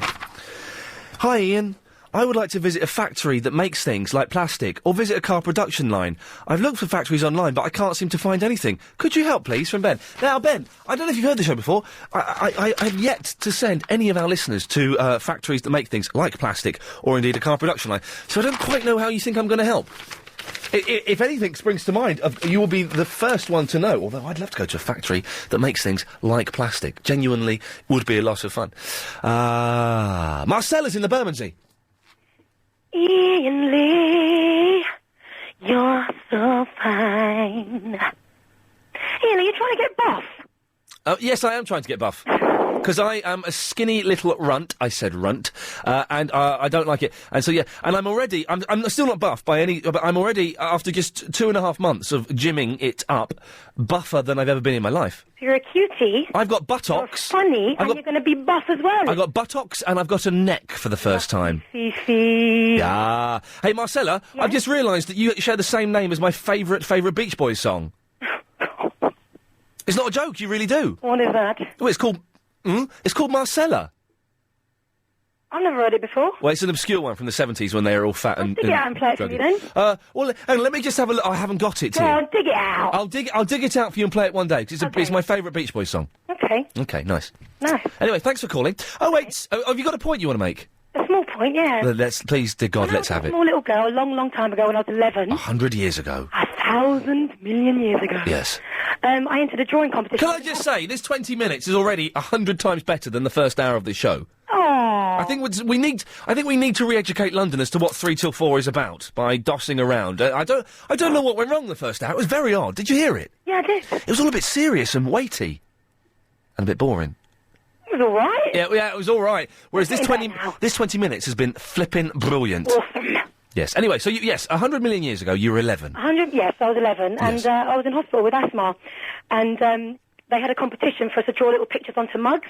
Yeah. And I won the competition, and I was in the paper with Floella Benjamin. Oh, Floella. I saw Floella Benjamin walking through Soho about a month ago. What was she doing in Soho? Oh, she was just walking... She had stilettos on a miniskirt.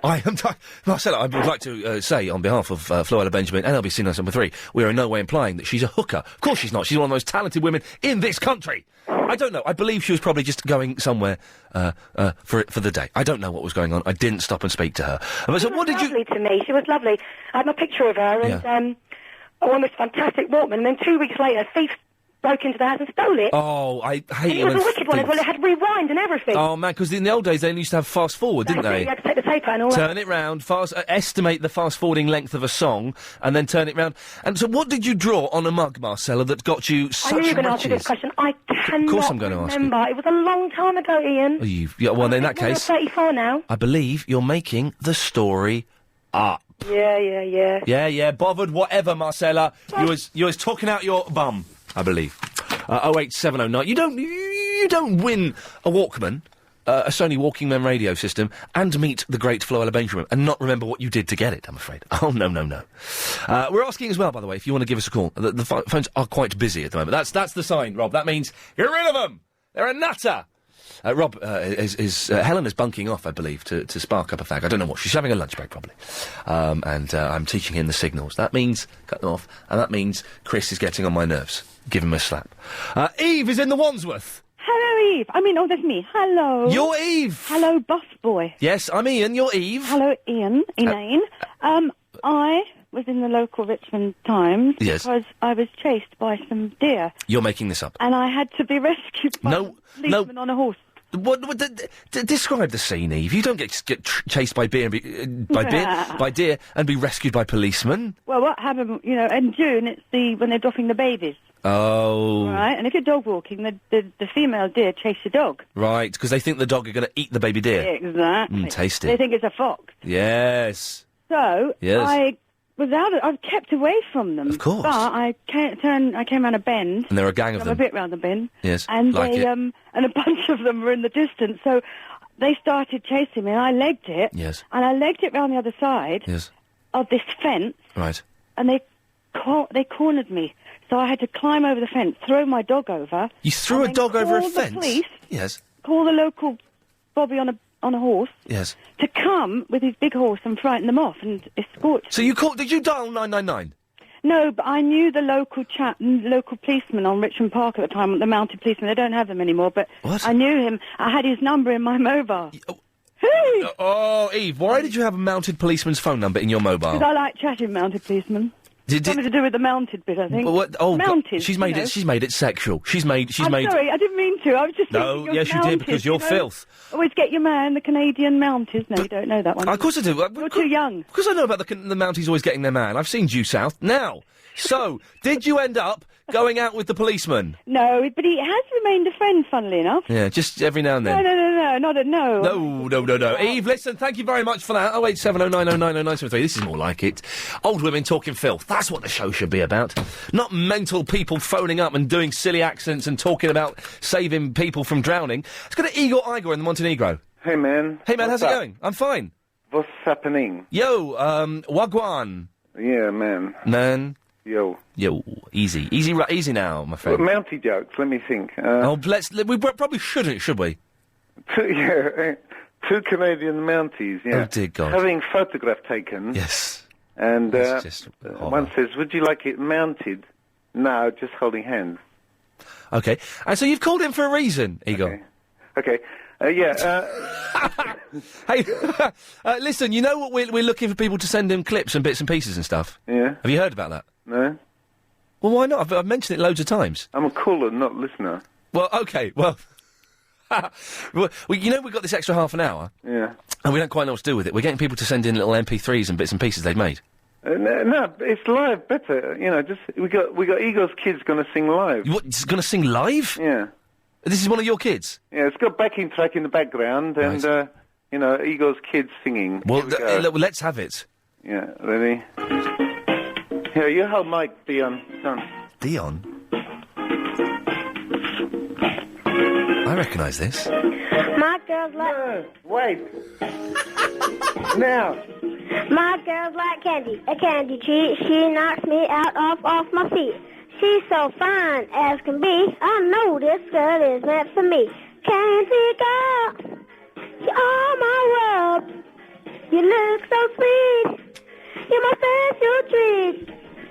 Candy girl, all I want to say, when you're with me, you brighten up my day. All I know, when I'm with you, you make me feel so good, through and through.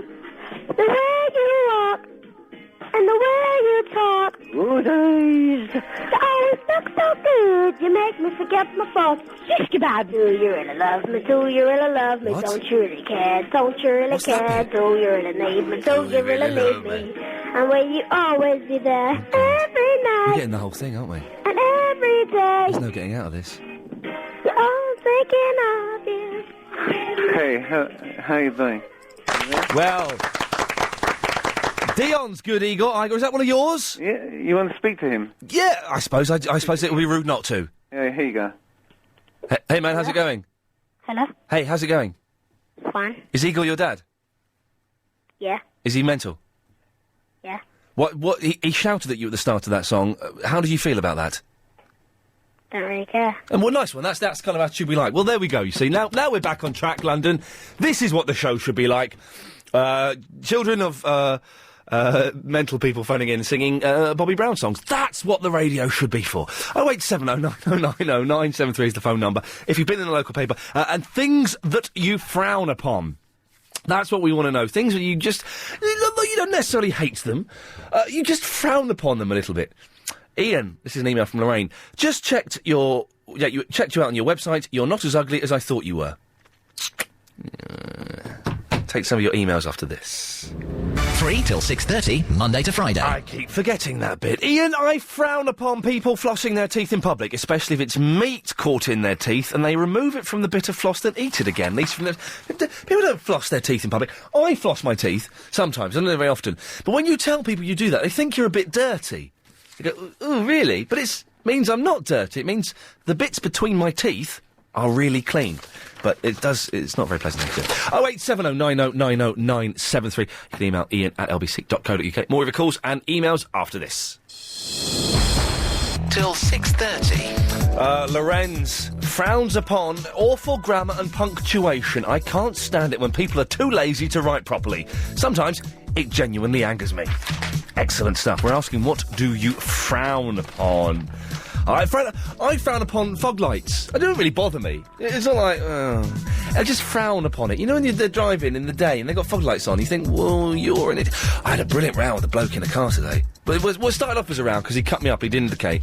And so I pulled up next to him at traffic lights. Meow, meow, meow. And I said, you should have put your indicator on, mate. I did use, Agent Chris said the story, there were swear words involved, but I'm cleaning it up for the wireless. Should have put your what's wrong with my indicator? You should use it. And then he started effing and blinding at me. So I went, ooh, you're swearing, which made him swear even more. So I went, oh, you got a potty mouth, which made him swear even more. And then I was going, it's so childish, it's not very entertaining to anyone apart from me. I was going, you should cheer up, go on, give me a laugh. Give me a big smile, Mr. Grumpy Boots.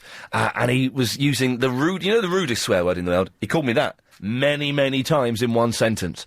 And he didn't. And then, terrible, it's up Tottenham Court Road. Then I was driving next to him, matching his speed, going, go on, give us a smile. Go on! He didn't smile. He's a very grumpy old man. Steve is in the Beckenham. You're going to get such a kicking one day. Are you threatening me? Oh, you mean the fella in the car? No, the fella in the car. I was worried he was going to kick me, but, when you're in the car, and I could have driven away. But yes, I was going, oh, listen, he's swearing at me. Oh, dear. Bless him. Anyway, he should have indicated. Steve, what can I do for you, sir? Things that make me that I frown upon. Yes. And this always happens to me, and it annoys me, but I just feel I can't moan about it. So, right, basically, it probably doesn't count to you because you don't drink anymore. No. But you're at the bar, it's someone else's round, and they turn around and say, oh, it's my round here, here's the money, you go and get them. Usually women do it. Yeah, no, Steve, I've done that in the past, mate. Oh, I've done that because yeah, be careful, because I don't like the thing of going up, and That's the whole point of rounds, you fool. No, That's the whole point of it. It's not getting a free drink. It's so you don't have to go to the bar and put up with the obnoxious barmaid. The whole point of rounds is the financial thing. No. It's not. I will buy 2 rounds rather than go up to the bar, because I hate. And also, because I'm one of those people, when I'm stood at the bar, and I still go to bars, when I'm stood at the bar, I get ignored. Even if I'm leaning on the bar, I'm waving the money around, I never get served. That's because you need breasts. Yeah, that's true. Well, that is true. Fit ladies, and munters as well, are going to get served much quicker than a lanky, pale bloke, aren't they? Yeah, you're right there, actually. Yeah. But so, okay, I'll kind of dig that. I do hate the thing, and I used to do it again years ago when I was skint, where if it was my round, I'd say, yeah, I'll just get an orange juice. When I used to drink, I'll just get an orange juice. Then everyone's going, yeah, but hang on, we've bought you a beer. You should buy yourself a beer. And you say, well, yeah, I'm a bit beered out at the moment. I might have one next round. Yeah, when you're not paying for it. On this one, I've done this, and it's a bit naughty. Yeah. You sort of turn up, he goes, no, it's all right, guys, send me out the rounds. I can't do the rounds, I'm a bit skint at the moment. And I go, oh, don't worry, we'll get you a beer. Yes, yeah, no, I've done that. Suckers. He said suckers, and that's fine. That is fine. Thank you, Steve. What do you frown upon? That's a good thing to frown upon. I've done that. I've done that thing of what I normally do if I'm going to be in a bar and there's a round thing going on. I'll kind of get stuck in a corner. I'll make sure I get stuck in a corner so that if I have to go to the bar, 5 other people have to stand up, and that way you can just say, it's probably easier if you go. Here's the money. Go on, you get him in, and I just don't like the confrontation of being at a bar. I'm a little bit weird like that. What do you frown upon? 0870 9090 973 is the telephone number, and you can email as well, of course, Iain, IAIN, @lbc.co.uk.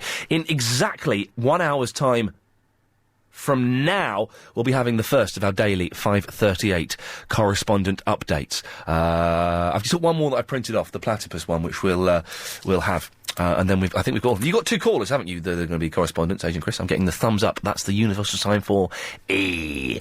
John is in the Croydon.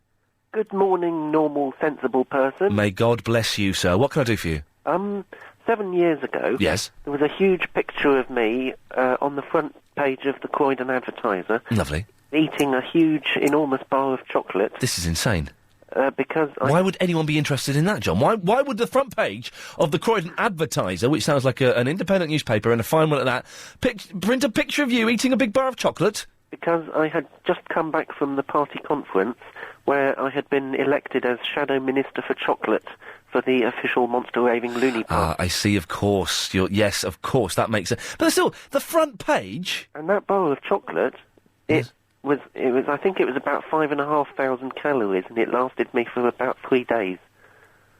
How big? Give me the dimensions of this chocolate, John. I want to draw it. It would have been about 1 foot by 1.5 feet. Oh God! And you ate that in 3 days? Yeah, it was provided by the photographer as a prop for the photo.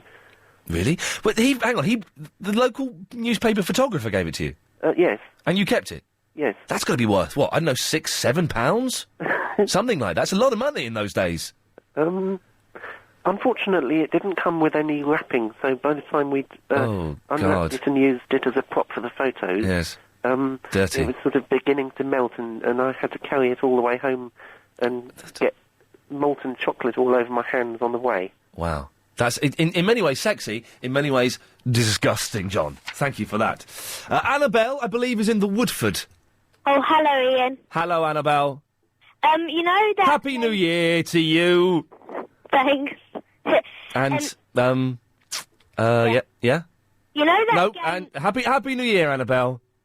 Yeah. Happy New Year to you. Why, thank you. That's very kind of you. Oh, what a lovely surprise. Thank you, Annabelle. Thank you. Thank you. Do you know that lady was talking about a game and the mouse got caught in it? Oh, yeah, this was a board about 12 inches by 12 inches with 10 holes in it, and you put pegs in it. I think she was making it up and talking out of her bottom. Well, when I'm at school and it's a wet playtime, which means you stay inside... I remember, yes. Do they still have wet playtimes? Yeah. I thought all schools would be under, like, some kind of waterproof dome now, which meant there would never be wet playtimes. No, they don't do that at my school. Oh, they should do that. And we got this game called Pop-Up Pirates. Yes. And it's a board, and it's got a pirate in the middle. Yes. And then you stick, like, these little pin knives in it. This sounds... you stick knives into pirates? No, you stick knives into, like, little holes. Right. And then if you, like... No wonder the kids are like they are. If you put a certain one in, the little pirate shoots up. Yes. And I think that's what she was talking about. Hang on a minute, I've been looking at a picture of Pop-Up Pirates. Hang on a minute, but Pop-Up Pirates, that's a barrel. That's not a 12-inch by 12-inch square board. And then there's a little board underneath. Well, yes, it's a little board. I'm looking at Pop-Up Pirates now. It's by Tommy.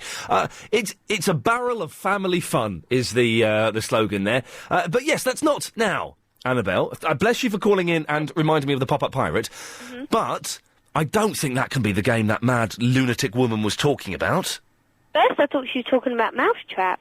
But no, it was literally a mousetrap because a mouse was literally trapped in it. But Mousetrap doesn't have any holes in it. Yeah, I think there is. No, there's not. And then there's not. Where you put all the sticks and stuff. Well, you put the little sticks and stuff in it, but that a mouse would not fit in the holes where you put the sticks and stuff. Have you played Mousetrap, Annabelle? Yeah. It's rubbish, isn't it? Mm-hmm. It's boring. You think it's going to be good fun because the box makes it look like it's going to be a lot of fun, and all part of the game is setting it up and doing. And then once you've seen the fella dive off the board and the trap come down, yeah, what's next? Yeah, I got it for my 7th birthday. Yeah. And then by your 8th, you got rid of sold it on eBay. Yeah, my friend came round. Yeah. And it took us like an hour to set it up. Yeah. And it wasn't set up properly. And on the game it looks really cool. Doesn't and then it when you play it, it's really bad. It's rubbish, isn't it? It's boring. Have you played Operation? Oh, what, where you... no, that's a game. You have to put the little bones in the hand. Yeah, that's a good game. And then if it's the wrong bone, it beeps. It beeps and his nose goes red. Yeah, that's funny, though. It's good. And you say funny, the funny bone is the hardest bone to get out. I know, exactly. So, but is Pop-Up Pirates any good, or is it a load of rubbish? Well, you get bored of it. Yeah, of course you do, because pirates are boring. Pirates are well boring. And I'm bored of Monopoly now. Yeah, cool. Well, hang on, how old are you?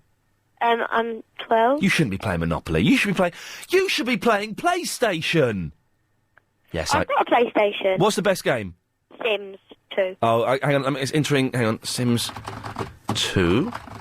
It's coming up you're a girl, Annabelle, is that correct? Yes. Spot on, the computer never lies. Annabelle, thank you for that. I don't think that is the game that the mad woman was talking about. For some reason, it was a game. We're never going to find out, are we? Because she was making the entire story up. It was a lie. If you think you know what the game is, then 0870 9090 973 is the telephone number if you want to give us a call. We are talking about things that you frown upon, being in the local paper. A bit later on, after 5, I want to ask if you Googled your name and what has come up for your name. We were dossing around and Googling Agent Chris earlier on. It was surprising what's done come up. I was surprised. It kind of makes sense when, you know. Have you Googled your name? If you haven't done it, you've got 15... We'll talk about that after 5. Just go and find a computer now and type your name into Google and let me know what comes up. I can't even begin to tell you some of the filth that comes up for me. There's a site that claims to have nude photos of me. It doesn't. I don't know, because you've got to subscribe to it. I'm not that bothered. 0870 9090 973. We'll take more of your calls after this. 3 till 6:30. Apparently so. Those are the new times. Get used to them, London, because I've got to apologise. The first hour today was awful. We shan't be having that. We did stray into the Preve territory. We're coming back. We're not having that again. That is never happening. A man I respect and love deeply, but no, we're not doing that again. Tomorrow we're going to think of the most frivolous, vaguely offensive, slightly rubbish topic we can for the first hour. Any suggestions? You can email them in. Colin is in the rice slip. Ian. Colin. Do you know what makes me frown? No. Is when you're driving down the road of a night and you've got perfectly well-engineered vehicles with 2 headlights on. The cars. And they still have to put those silly little spotlights on in the bottom of their bumpers.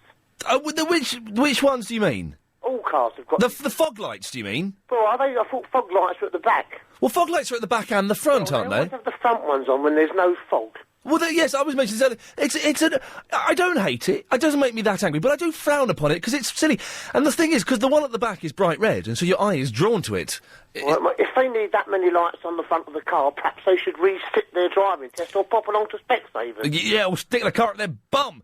I think it's ludicrous. I do like, Colin, and this makes me slightly chavvy, and I realise that, but I do like the cars that have the fluorescent blue strips underneath. I think that looks fun. Well, horses for courses, I suppose. It's horses, and indeed for horses don't have fog lights, do they? They don't, but they've got a fairly nasty rear end if you run in the back of one. They certainly have violent feet, and they can...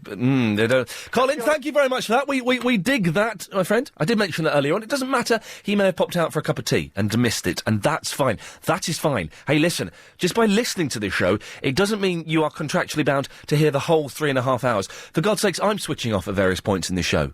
It's a long time to sit and endure this much unprofessional nonsense in one sitting. Janet is in the Leytonstone. Right. Hello, Ian. That's not how you start a phone conversation. Hello, Ian. That's how you start a phone conversation. Hello. And I'm out in the kitchen, actually. I'm putting the dinner on. I couldn't give a stuff. And I'm just listening to LBC. 97.3. I'm trying to put my salt in with potatoes with my phone in the other hand. You don't need salt in potatoes. Potatoes have plenty of natural salt in them. Yeah, but my husband likes them salted as well. Oh, what are we doing? Jackets? Hello? You can't... Janet, here's my... Turn your radio off, my love. All right, OK. OK. I'm listening to you, actually, on the radio. I know, you don't need to, because you're on the phone now. Yeah, I know. Yeah. You know what you was asking about that game? Yes. It's solitaire. Oh. It really is that game, because it's quite addictive. You can even buy pocket solitaires. Yeah. And it's on a board. What, two-player game, is it? Pardon? Two-player game, is it? Two can play, yeah. Right. And what it is, you've got all the holes on the board. Yes. And you have these little Two pegs. can play solitaire, yes. And you sort of put one over to the other. Yeah, jump and you over. work your way to the middle of the board. Yeah, and you've got to get And it's called solitaire. You've got to get the peg in the middle of the board. Yeah. Yeah. A mouse could never get stuck inside a solitaire board, could they? No. Well, then it probably isn't that game, then.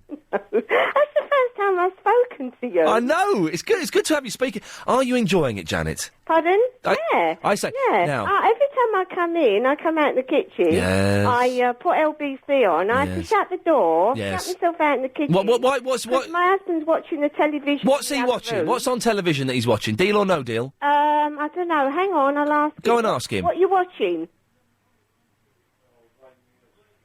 Rainier's Survival. Rainier's... Probably on cable. Oh, yeah, that's not on a proper channel, is it? Yeah. Ask him, is it any good? Just a minute. Is it any good? It is good. Well, ask him what channel it's on, Janet. Pardon? I say, this is good. Ask him what channel it's on. What channel? What channel? documentary. Oh, that's good, isn't it? Too, yes. Why doesn't he come and sit with you in the kitchen? Oh, no, he doesn't. Ask him, Janet, ask him. No, he ain't got a clue how to do the dinner. But get him to come and sit with you and ask him. Get him to come and ask him, say, "Oi, why don't you come and sit and keep me company when I'm cooking?" Go and ask him. Do you know what he's saying? He's saying, "Why don't you come and keep me company while I'm doing the dinner?" What's your answer? We've been married too long. We've been married for 40 years. Yeah, Janet, I think it's time you found yourself a younger man. I think so as well. Janet, listen, thank you for that. Go and find a toy boy. A toy boy would sit in the kitchen and keep you company while you're cooking the dinner. Make no mistake. Crystal. Hello, Ian. Hello, Crystal in the Alma's End. Hello. Did you hear the first hour of the show, or were you at school? I wasn't at school. I have to start tomorrow, so that means I'm going to miss the first few minutes of the show. The first hour was rubbish today. Did you hear any of it? I don't think so. You didn't what? You didn't hear it? I don't think I heard it, no. What do you mean you... Hang on. What do you mean you don't think you heard it? Either you heard it, or you didn't. I didn't. Well, so be honest with me. So you're going to miss it tomorrow because you're at school. What was your excuse today for missing it, Crystal? No, I did hear some of it, and I didn't hear some of it because... You didn't? What was it about? No, What was it about? I don't know. You didn't hear any of it, did you? Hold on a minute. What did you say, Mum? No, I wasn't. Shush. What did she say? You were watching telly? You didn't say anything. You were watching telly? The flipping hell, bless your mum for telling us the truth. I was actually eating dinner. I wasn't watching the telly. But your mum said you was watching the telly, Crystal. I was watching the telly while I was eating my dinner. Well, you could listen to the radio while you're eating your dinner. I know, I did hear bits of the radio, because when I went into the kitchen, it was on. What were you watching on the telly? Seriously, I don't mind. What were you watching? I was watching CBBC. CBBC? What, Tracy Beaker? No, the Queen's Nose. Oh, the Queen's Nose, but Magic 50 pence, and she rubs it and wishes come true. Yeah. It's good, that, isn't it? Yeah. It's all right. Now, Crystal. Yes. What do you want? I want to talk about that computer thingy. You know where you type in your name on Google? Oh, the Googling of one's name. Have you done it? Yeah. And were the results exciting? What are we talking about, web or images? Oh, Crystal, I don't know. Stay there a second. I've got to take a break and compose myself. 0870 9090 973. Have you Googled your name, and what did you come up with? With British Airways. 6:30. I keep forgetting. Crystal? No, this is Crystal's mum, actually, and I have a dilemma that only you can help me with. Oh, my God, what's happened? Something happened? Yes. Oh, God. My daughter is absolutely addicted to you and your show. What can I do? You can, praise her for choosing such an excellent Have you heard the show? I have heard the show. Oh, OK, then you know that I'm lying then. OK, fine. Then I think you should slap her legs and take the batteries out of the radio. Oh, or do you think I should take the battery out of the phone? Oh, I don't... Are you worried? Because the thing is, you know when she calls us, we call her back, so it's not a massive phone bill. No, it isn't. No, the phone bill is immaterial. Why don't you phone me more? She's absolutely addicted to you, Ian, and it's just ridiculous. Crystal's mum, I want you to phone me more. She's nearly in tears because she has to go to school tomorrow and she's going to miss the first hour. Oh, Mummy, I'm going to miss the first hour of Ian Lee. Boo-hoo-hoo. Well, she's right to be like that, and I'm surprised that more young ladies aren't behaving in that way. Oh, really? Yeah, oh, really, indeed. Well, the first hour is going to be rubbish, I've decided. Oh, there were too many posh people, Ian. Oh, wasn't it boring? Oh, You were listening while you were cooking the dinner, weren't you? Well, I was cooking the dinner, then eating the dinner, and then I'm on the computer. Doing what? Have you typed your name into Google? No, I haven't. Never? No. Surely everyone's done that, haven't they? Really? I would have thought so. I've done a Google fight, though. Oh, Clive Bull was doing the Google fight. Clive Bull does, yes, when you type in two names and they have like a little punch-up and they say what... Yeah, but you've not put your name in? No, I might try it when I finish speaking to you. Would you please try it and then let me know what it says? I'll do that. As for helping Crystal, I'm afraid, she's 13, isn't she? She's 13 and addicted. She's a lost cause. I'd give up on her and start again. You're such a liar, because you love when she calls me. I do love it when she calls, but I'm saying that we can't help her. She's, to be honest, I think her life may just be listening to this radio station.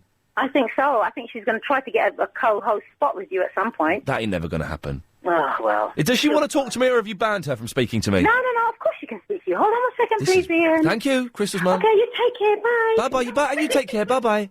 What is... Hello? Your mum's weird, isn't she? I know she's weird.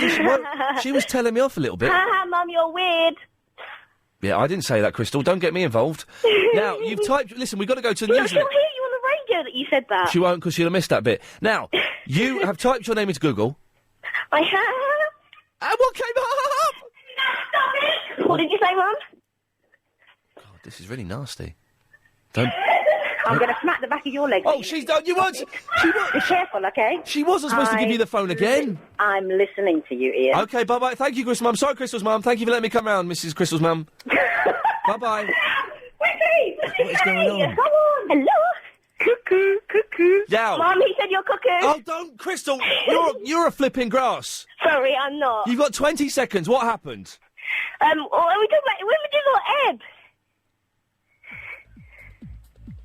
It's pictures of crystal glass and comic strips and a skeleton made. Well, there we go. We've got there in the end.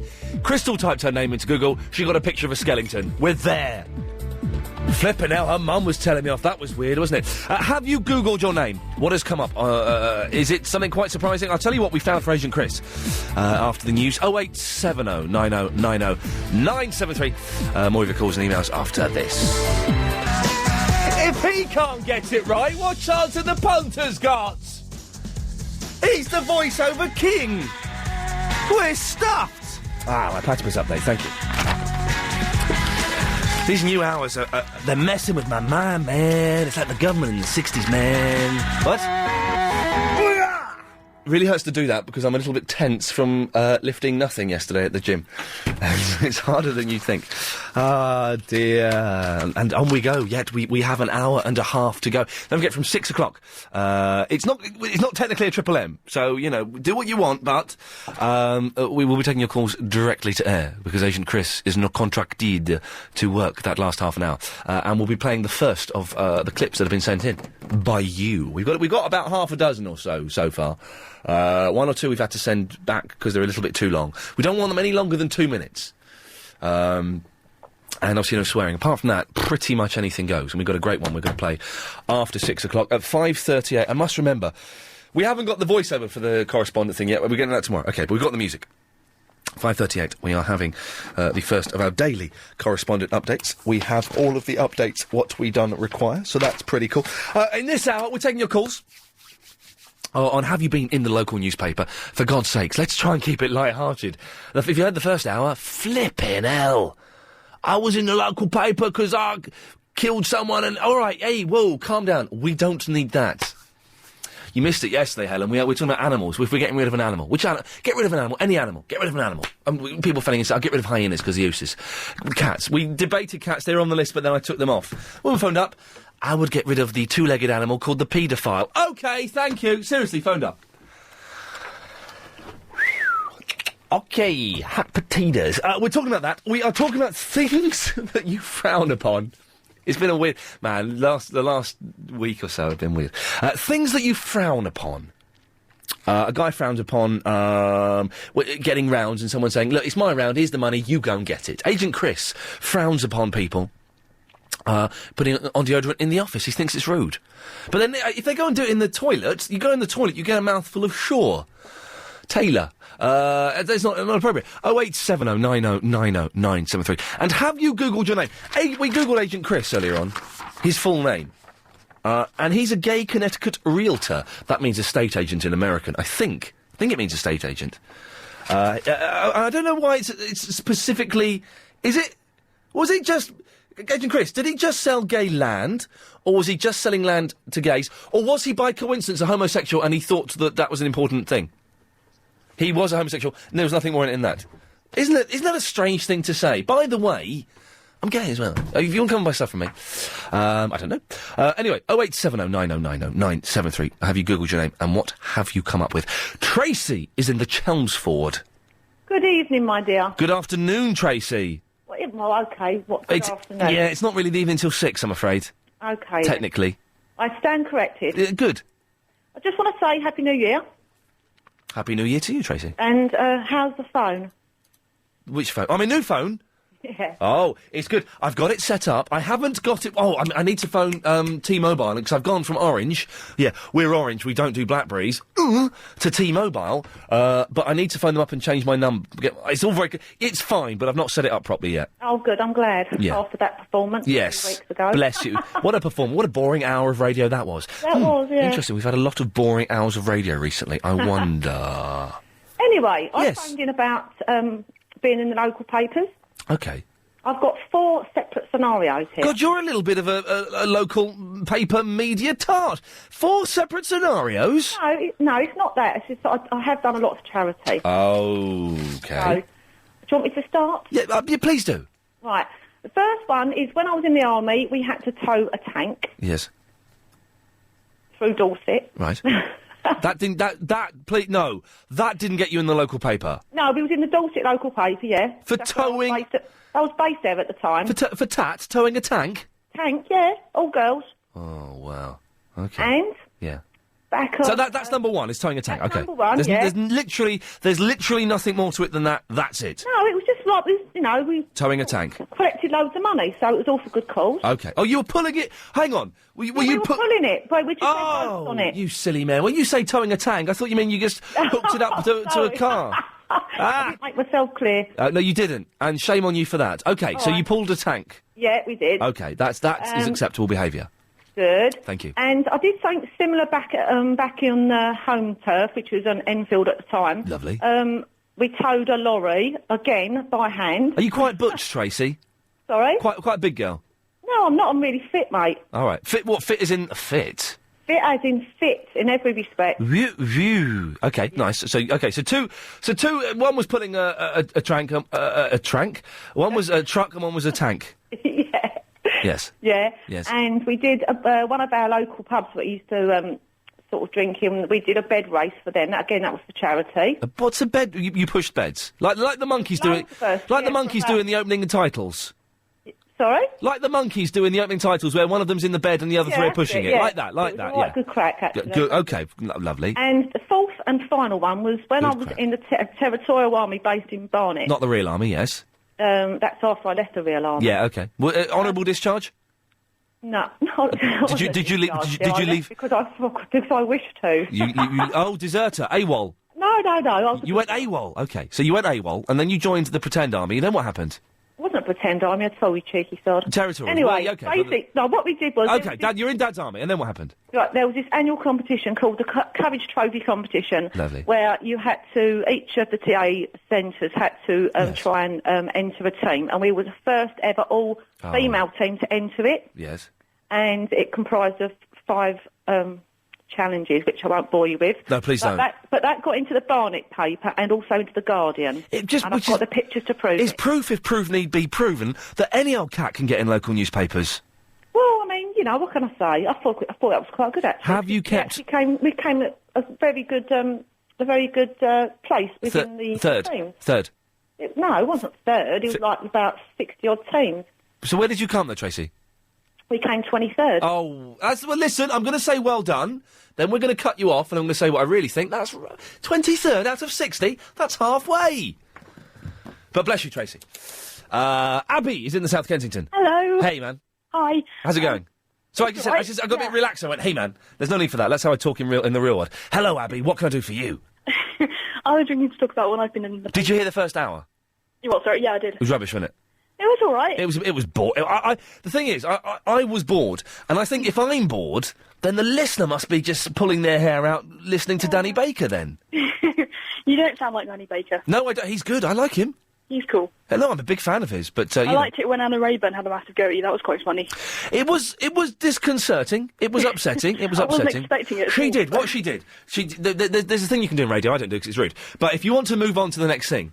What I do is I want to cut a caller off. I make the slicing the throat gesture to Helen, and she cuts the caller off. Don't cut Abby off. That was just miming. What Anna does is she does a big circle with her arm as though she's winding up a giant aeroplane. She does a big circle, and then when I was sitting there chatting, and what you normally do in these things, you have a chitty chat, and they go, right, okay, I'll be off now. I'm going to go.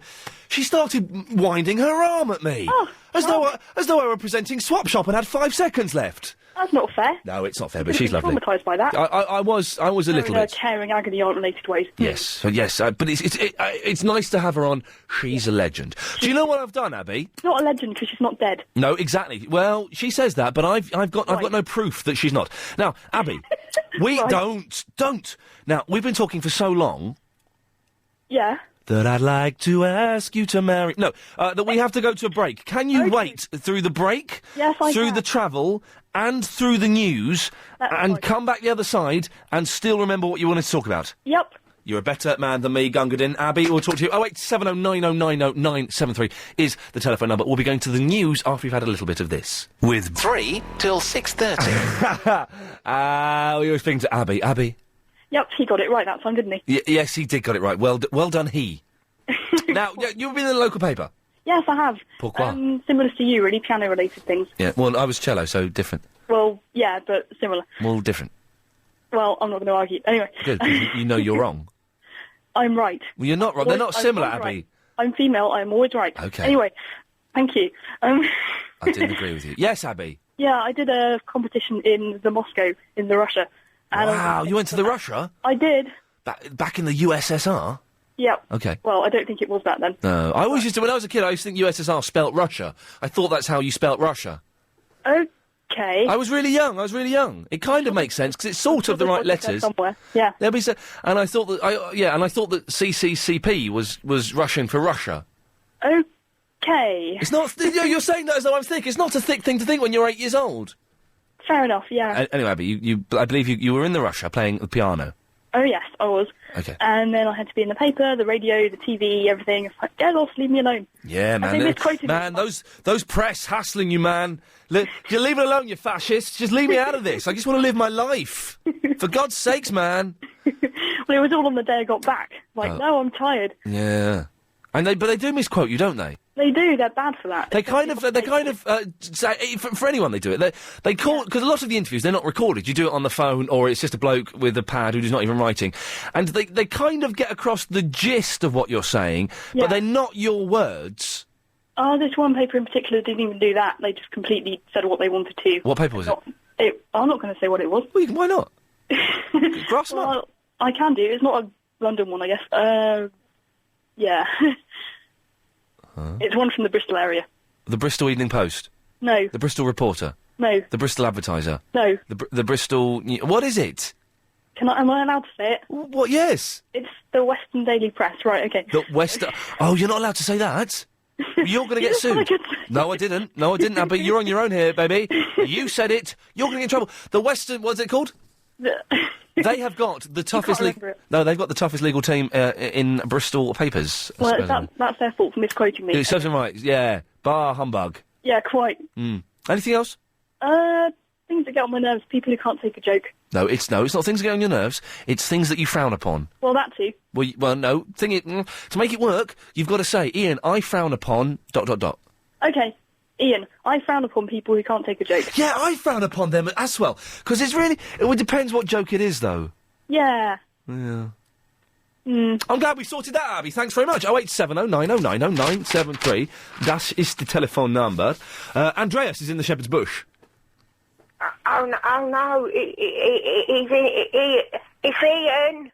Yes? It's Ian, he's in the toilet, I think. I think his diaper's split. He'll be hello, Ian.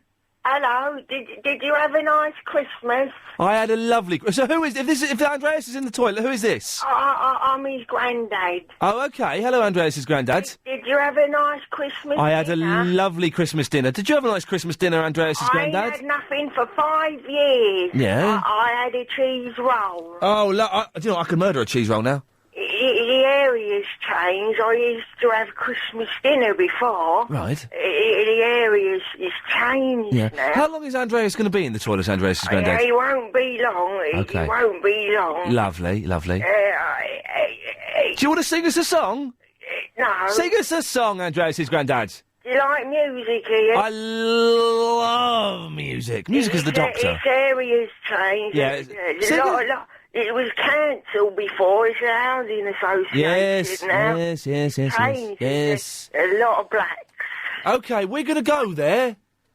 What the hell was that all about? I tell you what we've got, though. We've got this. Hang on. The 3.5 hour, 3 till 6:30 Iain Lee Afternoon Wireless Show, formerly known as the 3 hour, 4 till 7 Iain Lee Afternoon Wireless. He nearly got it right there. He nearly got it right. Hello, you. Hello, you. I missed you. I heard you on Clive's show last night. Yeah? Yeah? Well, good. Ja, das ist einfach klasse, ja? Oh, das ist einfach klasse. Yeah, I'm saying einfach. It means first class. Don't worry. Yeah. It's auf dem Deutsch. Mein Deutsch ist Because nichts gut. I noticed you do like to speak German. Ja, so mein Deutsch ist nichts gut. Ich spreche ein bisschen. Yeah. Yeah. You have to get the words right. Well, I But do. No, it doesn't really matter. You're doing a good job there. Thank you. Yeah. Yeah. Well, I think I might be the Maddest caller we've had all day. You could be right, Tallulah, yes.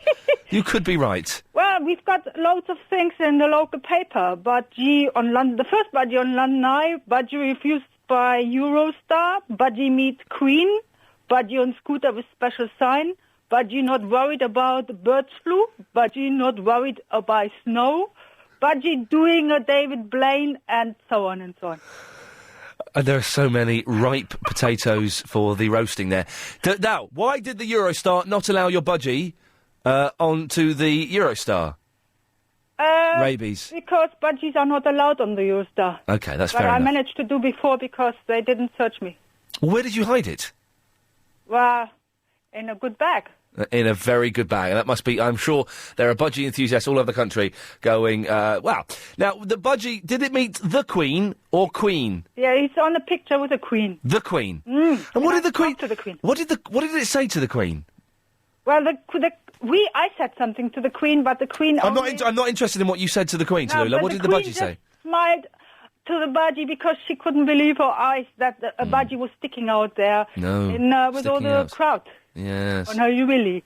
And I had a letter from her. She said Willie, yes. Mm. Okay. And you had a letter from the Queen? Yeah. Saying, don't ever come near me. If you come within 100 yards of me again, No. I will have your head chopped off. The Queen said she was very impressed by the loyal words spoken by Budgie Sammy III. What did Budgie Sammy III say? God save the Queen, and that is cool. Well, there you go. That's excellent thing. So what budgie are you on now? Budgie III. You're still on Sammy III? Yes. Now, and how long do budgies stay with us? Oh, he could do another 10 years, yeah. Oh, man alive. I'm worried because I want to get a dog, but I've got my cat, and my cat is going to be with me. Don't mix those two. Well, no, exactly. Double trouble. You never mix the two. It is literally double trouble. Yeah. But I'm going to have that cat for another 8-9 years. Yeah. Yeah. Yeah, but, dogs and cats and budgies are not just for Christmas. No, they are Once for you've decided, flipping ages. Yeah, Tallulah, have you Googled your name? Oh, yeah, I've many pages. But what do you come As up... a rock chick. Oh, most of all. yeah, of course, because you're a rock star. Yippee, yay! There we go. Tallulah, listen, it's lovely to talk to you. Thanks for giving us a call. 0870 9090 973 is the telephone number. Well, I've got some emails here. Ian, I was in the local paper for catching a wolf that was troubling a few local farmers, says Sam in the Peckham. I don't believe that for 1 second. Ian, I frown upon chavvy people who spell Ian, I-A-I-N, and won't let me be a Bahamian email correspondent. Derona. Ian, please can I be your Sonny Moore correspondent? He is a sex god. Me and my friend have started a religion called Sunnyism. I personally know 3 Sunnists, which isn't bad, as we started Sunnyism on Saturday. Who the hell is Sonny Moore? I don't want to know. And no, the correspondent list is close. We'll be having our first daily correspondent update at 5:38. Ian, I've just Googled myself and found I have my own website, www.paulhemmings.com. Apparently I'm a musician in San Francisco. I'm sure I should be able to sue this guy or something. I think I might email him. The musician theme continues when I found out I was also in the Lightning Seeds and in the Lars. Oh, there you go, you say it all kind of makes sense. Ian, I was on the front page of my local newspaper here in Gravesend. Well, you see, a near neighbour was going balmy and throwing TVs and furniture through the window down into the oncoming traffic. And I was watching and laughing, and a reporter asked me what was going on. I said, I don't know, but it was chuffing brilliant. Oh, woman's having a breakdown and Sean's having a laugh. Fair play. Sometimes you've got to laugh at these things. 0870 9090 973. Don't forget, at 6 o'clock, we're taking your call straight to air, although we're still kind of talking about the subjects and doing pretty much whatever, and playing the first of our listener... We haven't got a title for it. I don't know. It's an MP3 that someone sent in and made themselves. It might be a load of... It's not actually. It is genuinely pretty good. They've taken Barry in the Watford singing Silent Night and put it to an hypnotic beat. 0870 9090 973 is the telephone number. More of emails after this. 3 till 6:30. Now, I keep forgetting the extra bit, so Helen is very kindly behind the glass, not turning my mic up until he's finished. And bless you for doing that, because I keep going to spout nonsense when the fella is giving the... It is 3 till 6:30. Man alive, I'm going to forget it. One day in the next week, I'm going to come in late and miss the start of the show. No great loss. 08709090973 is the telephone number. What do you frown upon, and have you Googled your name? We'll find out more after the news. Michelle is in the Hendon. Hello, Michelle. Hello. How are you? Yeah, I'm all right. What are you giggling, are you? Because I'm a bit nervous. I finally plucked up the courage to call you. She said plucked. You don't need... It is a bit nerve-wracking, actually, isn't it, calling him? I've emailed you before, and you've also been kind enough to call my boyfriend and call him a fool, so... Oh, yes! He is a fool, flipping idiot. Him? Yes, I do remember him. The sauerkraut arguer. Yes, he is a fool, isn't he? He's a strange fellow. Opinion. Are you still with him? I am. But why? You sound nice. I do sound nice. I've been with him for 12 years. Doesn't matter. People can break up after 12 years. I've seen it happen with my own bleeding eyes. Oh, what, his eyes need to be bleeding, do they? Well, no, they don't, but it makes it easier. Anyway, Michelle, you've called in. What may I do for you? Well, I used to work at a national newspaper. Yes. And we used to have people emailing in their conspiracy theories. Oh, yeah, lunatics. We call them, yes. We had one guy who said that Tony Blair actually is Tony B. Liar. Tony B. Liar, of course, yes. Which was very inventive. Yes, I've never heard that one before. No. And also that he was having his house and his mum's house watched. Yes.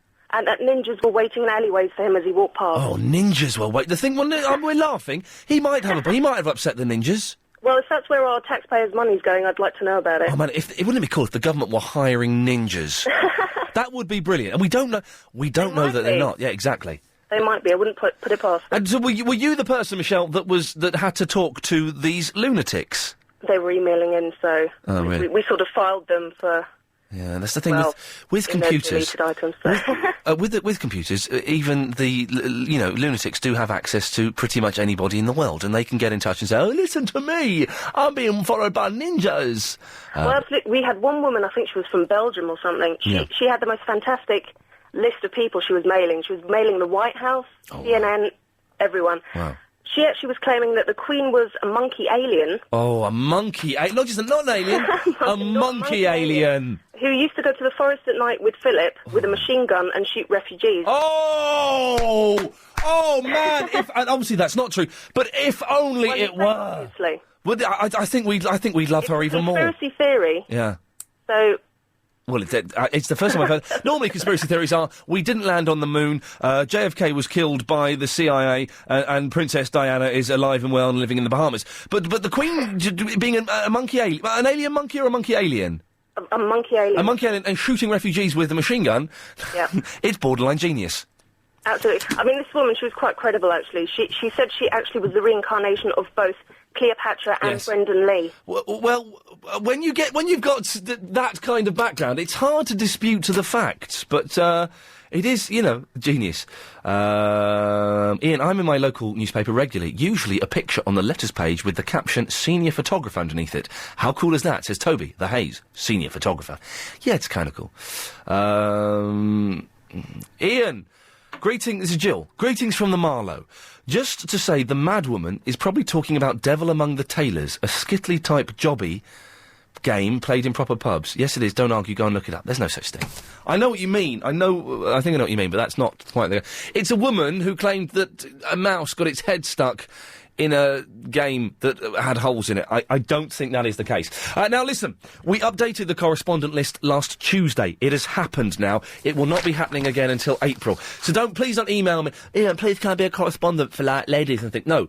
We've got to the correspondence. Go and look at the list. Go to the LBC website. Go to my page. You can see the new, updated, pretty darn good list. And what we're going to do every day, or until we get bored of it, maybe a Thursday, we're going to have a daily correspondent live update on the show. The only time we found that is feasible to fit this in is 5:38. So, London, we have 8 seconds to go. I'm very excited. This could all backfire on us horribly. I give you the first daily live 5:38 correspondent update.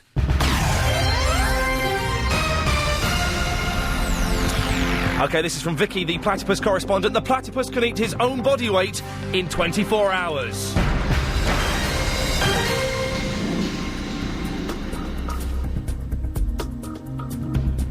Hello, I'm Adam, and I'm from Colindale, Burnt Oak.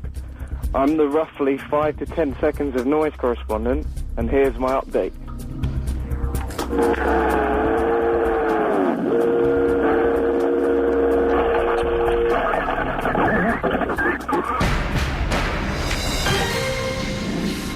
the video games correspondent. It turns out that some Xbox 360 games are region-free, meaning you can import some Japanese games months before they come out in Europe. I'm ordering Ridge Racer 6. I'll get back to you on that. Hi, I'm James in Beckenham, and you can meet Jordan in Norwich Waterstones on the 3rd of February at 12:30. And finally, Raptor X, the podcast league update correspondent. At number 70, it's Steve Allen. At number 20, it's this show.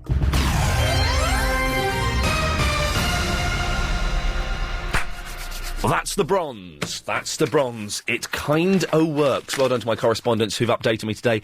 Excellent work. That's why you've been chosen, because you are the best at sending me stuff like that. What the hell is this? What's this email from Joe? I was on a natural high there, now I'm on a downer. My mum and her friends listen to your programme. I wanted to know what all the fuss is about. I went onto the website and saw you. I couldn't believe how old and wrinkled you look. From Joe, age 7. That's not... Yeah, oh, you think he's looking at Steve Allen? It is, but why would he confuse me with the Valen? No, that don't happen. OK, listen, 0870 90 90 973 is the telephone number. Have you Googled in your name and come up with a lovely surprise? In the old days, well, in fact now, in these days as well, when I do Google my name, there's a lot of abuse about me. There are other Iain Lees. I think there's a rower somewhere. There's a radio chef in the Midlands, I think. And there's a lot of abuse about me, calling me all kinds of obscenities. That's fine. Have you Googled your name? What have you come up with? 0870 90 90 973. Alice is in the Fulham. Hello. You all right? How are you? Yeah, fine. Don't be hostile. I'm not being hospital. Here you are. All right. Now, what? You've missed the correspondent update. Oh, have I? Yeah, we just did it. Did you not hear it? No. It was a brilliant piece of production. Helen Behind the Glass, Agent Chris and myself have created a feature. It's a genuine feature. Steve Wright in the afternoon and his posse will be proud of this. They're not having it. We've copyright. Agent Chris, did you send off that copyright thing? Oh, you flipping idiot. They're going to have that. Something. Did you get my Christmas card? No. Oh, you didn't? Oh, no, I did get it. Oh, did you like it? Am I supposed to thank you or something? Yeah. Thanks for your Christmas card. Okay. What was on? What did it say? I don't remember what it said. I don't know. Merry Christmas? Something like that. Yeah, I did. I got it. Yes, I got it. It's still on my desk. I've yet to take them down. Okay. Okay. Has your radio switched on, Alice? No, it's turned down. Well, I can hear it though. Sorry. You know better than that, I know. don't you? Come on, turn it off. Turn it off. It's off. You can't hear Be it. quiet. Be quiet. Shh. Yeah, it's off. Okay, I'll let it down. It's actually not off, but yeah. Yeah. Are you been sniffing glue? Huh? You're in a weird mood today. I haven't been out all day. Nice. You haven't been? Are you going a little bit stir crazy? Yeah. Okay. Okay. I've Googled my name. Yes.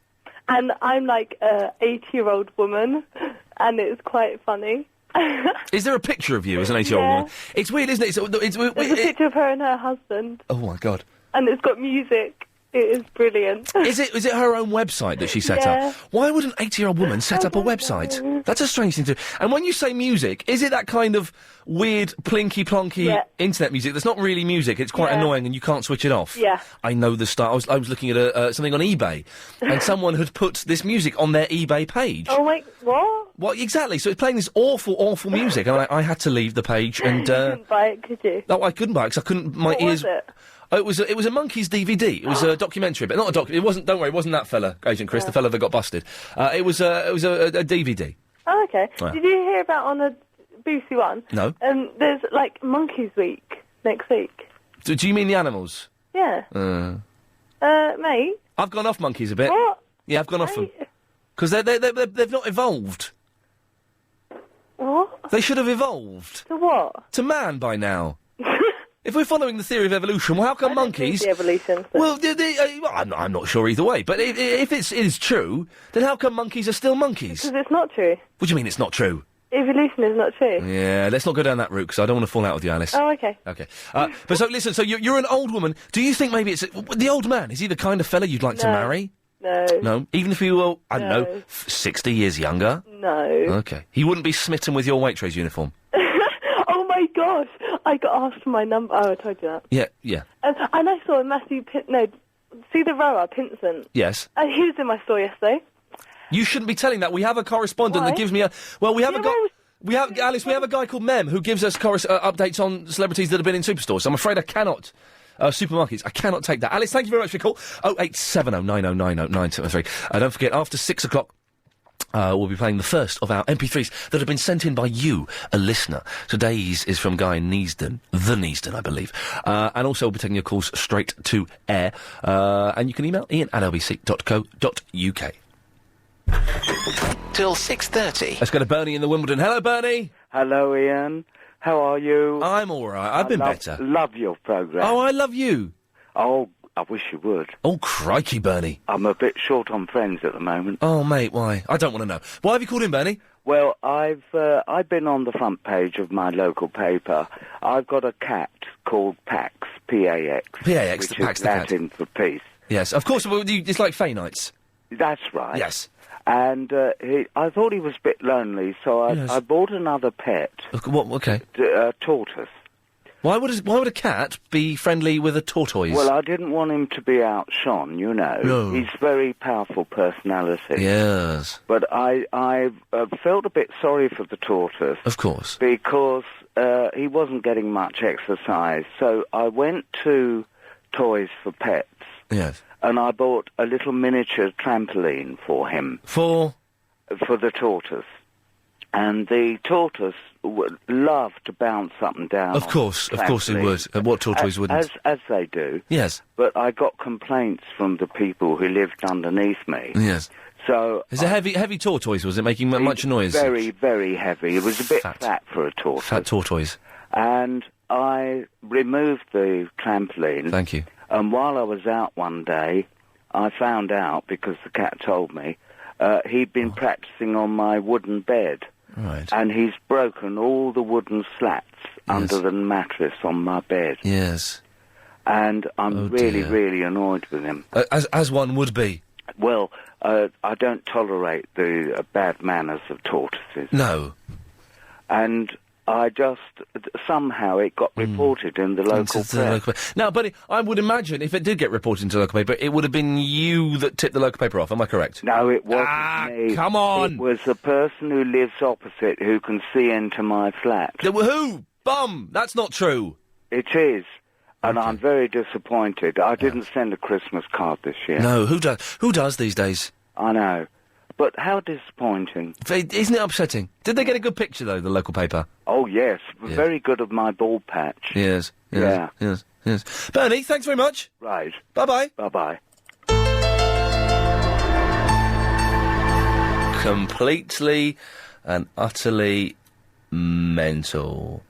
God, we're doing this cleaning the house thing, and someone sent us an email, 11 minutes ago, asking us to clean the house. And now she's written back, please respond. Are you going to clean your house or not? We live in North West London, so it's not that far. Will you? No. If you're going to be rude, no. Danny's in the Basildon. Hello there, Iain. Hello, mate. How you doing? Yeah, not so bad. Happy New Year to you. Happy New Year to you, my good friend. Happy New Year. Yeah, and you. Thank you. And you, sir. I'm just phoning... Happy New Year. Happy New Year. To one and all. Not everybody, but most people, I wish I had. Yeah, one and all. One and all, apart from some people. Yeah. Okay. Some people, particularly, making my point... Yes. Things that you frown upon. Oh, yeah, what do you frown upon, Danny? Fly tipping and dumping of shopping trolleys. I detest it. Now, fly tipping is when you leave a mattress in a country lane. Why is it... I don't get why it's called fly tipping. No, I haven't got a clue either, mate. It's a strange... I've always used to confuse me as a child. No fly tipping. I never quite know where that phrase comes from. But yes, it's disgraceful. Yeah, I detest it. When is Ken Livingstone going to pull his blooming finger out of his bum and stop it? When? We don't know. He's too busy wasting our money with that flipping Nelson Mandela statue. Oh, Ken! We don't want it! So close. And the shopping trolleys. Shopping trolleys, yeah. There's a store local to us, a big supermarket franchise. I've heard of them. And they took over the store quite recently, and they stopped putting the coins in so that people had returned the trolleys. Yes. So it's turned into a big problem round our way. Oh, And well. my dad's complained quite a bit. Yeah. And I've sort of... Danny, I'm going to cut you off now, just because I'm really bored. Just because I'm really bored by that call. But you're a nice fellow, but I'm bored. And I'm going to start being harsher, because I think I'm letting too much get away. No. Someone who's not boring, and I haven't spoken to him for ages. It's Tommy in the Rotherhive. Hey, mate, how's it going? You all right? Yeah, I'm alright. How's your mum? She's alright. Yeah, Happy New Year to you and to Maureen. Tommy, where the hell have you been? I've not spoken to you for 15 years. Oh, no, yeah. It's been like that. I've been on my PSP. Oh, you've been playing PSP? Yeah. What game have you been playing on it? Pro Evolution Soccer 5. Oh, is it good? Yeah. I got a 360. Have you? Yeah, it's wicked. Is it good? It's wicked, yeah. I saw a clip last night, Sunday night, of a game on the PlayStation 3. Yeah, I've heard of that. It looks wicked. Looks wicked. Anyway, Tommy, what can I do for you, my young friend? You know, it's been in the paper. You've not been in the paper, have you? Yeah, I went in there because of an article about 2002. Yeah, the year. Because it said there's an article called My Millwall. My Millwall? Yeah. Lovely. And, you have to say how long you've been a supporter. Yeah. How many games you've been to, what games you've been to. Yeah. And the best game you've been to. What was the best Millwall game you've been to? Wembley. Oh, man, yeah, of course, that'd be wicked. How long have you been a supporter, though? All my life. What, that's 12 years? 11. 11 years, that's good going. And you got in the paper for that, though, just for supporting a football team? No, because they always do articles on kids that support Millwall. Ah, that would make sense, Yeah. Would you want to be in the paper again? Hang on, what's that in the background? It's a dog. What's your dog called? Hucknall and Ike. I've got two. What are they called? Hucknall and Ike. Hucknall? Oh, because your mum likes Simply Red, didn't she? Yeah. When is she ever going to learn that Simply Red are a rubbish group and Mick Hucknall is a fool? That's what I told her. Well, tell her again, for goodness sakes, and make her learn, Tommy. No, she can't hear me because of the dogs. Well, I know, get rid of the Just turn up. Oh, Tommy, listen, I'll let you go, mate. Give us a call again soon, won't you? Yeah, I will. Nice one, take care. Those dogs, flipping heck. His mum loves Mick Hucknall, and I can't work it out, because yeah, he's rubbish. He's an idiot. Yeah, sue me, Hucknall. Sue me, if you dare. No, don't. 0870 90 90 973 is the telephone number. Ah, man, the show's nearly finished. No, it's not. Got another 35 minutes. Ever been in the local paper? Have you Googled your name and what came up with it? And what things do you frown upon? We'll take more of your phone calls and emails after you've had a little bit of this. With British 3 till 6:30. 4 minutes before we take your calls straight to air to try and fill the last extra bonus half an hour as lazily as we possibly can. Alex is in the Ealing. Hello, Ian. Hello, Alex. Hello. Things that you frown on, mate. What do you frown upon? Graffiti. Oh, God. You probably haven't seen, but over the New Year, they've managed to trash Ealing Broadway. Well, you say trash Ealing Broadway, Alex. What have they done? They've just graphed up the side of the banks and stuff. It looks absolutely... But have they just drawn pictures of gentlemen's bits, or have they done some creative art? No, creative art it isn't, unfortunately. And by the same token about things you frown on... I quite like graffiti, but yes. No, hang on. I'm not encouraging it, but I do quite like... It makes boring walls look a little bit more interesting. Yes, mate, but when it's in the middle of the commercial shopping district, it looks awful. Well, some of it can look quite good. Not when it's all been redeveloped round there. Anyway, Alex, some of it can look quite good. This doesn't. Okay, well, that's your opinion, but okay. That is indeed my opinion. Correct. And by the same token... You may be wrong. Yes. People who scratch graffiti into glass on trains. Yes, it's worth frowning upon. It's kind of pointless, but I do think... It's totally pointless, and it's kind of pointless. No way that it will ever be removed, Ian. Well, unless they replace the glass. But I tell you what, Alex, some of those train journeys are so boring. The train companies should give you more fun things to do. Yeah, they probably should. Like showing PSPs when you buy the tickets, mate. The PSPs. No reason to go around scratching. It's no reason to scratch... Although, to be honest... We've all scratched our name in something, haven't we, Alex? I've scratched my name in tables and in wet cement. I'd just like to say one thing to the people that do that, mate. Yes. They're paying for it and they're complaining about it on the rises on their tube fares this year. Yeah, but that's not covering the graffiti. No, but part of that is caused by having to remove that sort of damage, yeah? But they might as well just leave it up there. Yeah, they might as well not do it in the first place, mate. Yeah, they might as well. If it's there... Might as well. It's like they spend all that money cleaning up the chewing gum off the floor, like £100,000 a month. You might as well just leave it there. Well, yeah, but on the floor it's different. It's not like you've got to sit on it, and it's not like it's... Got to walk on it, Alex. Eh? Got to walk on it, ain't you? Oh, yeah, you absolutely have, mate. Yeah. But, on the other hand, You haven't got to sit on the graffiti on trains, have you? No, but you've got to stare at it, mate, for half an hour. And like you said, sometimes... it's half, mate, a boring tube journey. Fun. No. That was what I said. But it does, some of it, 'cause it takes you, otherwise you're just staring at a wall. You might as well stare at someone's creative input.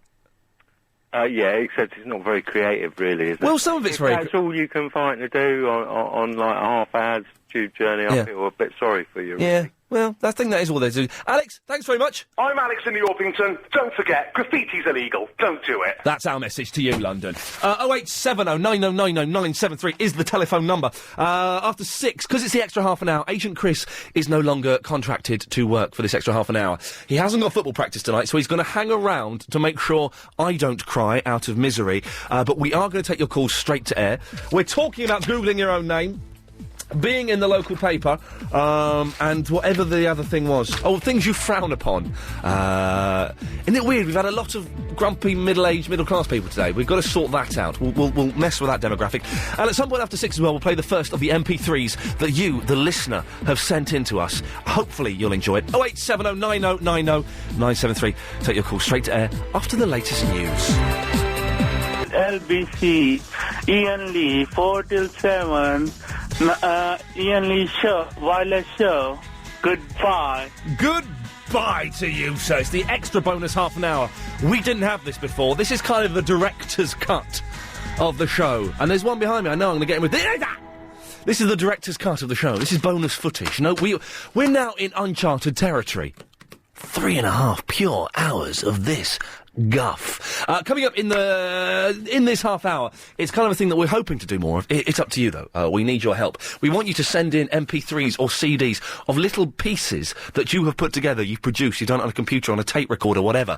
But we want them on MP3 or CD. If you go to the LBC website, go to our page, it tells you how you can email them in, or you can send them via the post on CD.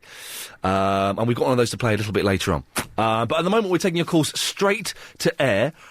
You can kind of talk about what we've been talking about in the show so far, about being in the local paper, about Googling your name, and about things you frown upon, or you can just phone in and dick around. It's up to you. Don't forget, though, no swearing. We've got a 7-second delay. We can and we will dump you. Is that time right, Chris, for the out that's on the screen? It is, thank you very much. We can dump you and we will blacklist you from the entire station. So don't mess around. 0870 9090 973. Let's go to line 1. Line 1, you're on the air. Well, I'm not the kind to kiss and tell, but I've been seen with Sarah. I've never been with anything less than a man. So fine. I've been on fire with Sally Field, gone fast with a girl named Bo. It's Lee Majors. Somehow they just don't end up as mine. The Fall Guy. It's a death-defying life I lead. I take my Okay, the first call is the Fall Guy theme tune. It doesn't get much better than this.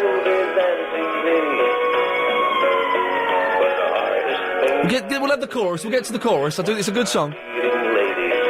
I saw Crispy and Mills from Cooler Shaker singing this once in a church hall. Very strange.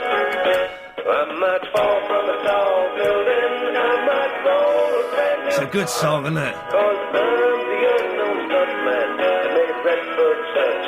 That'll do. Thanks very much, whoever that was. 0870 9090 973. Line 2, you're on the radio.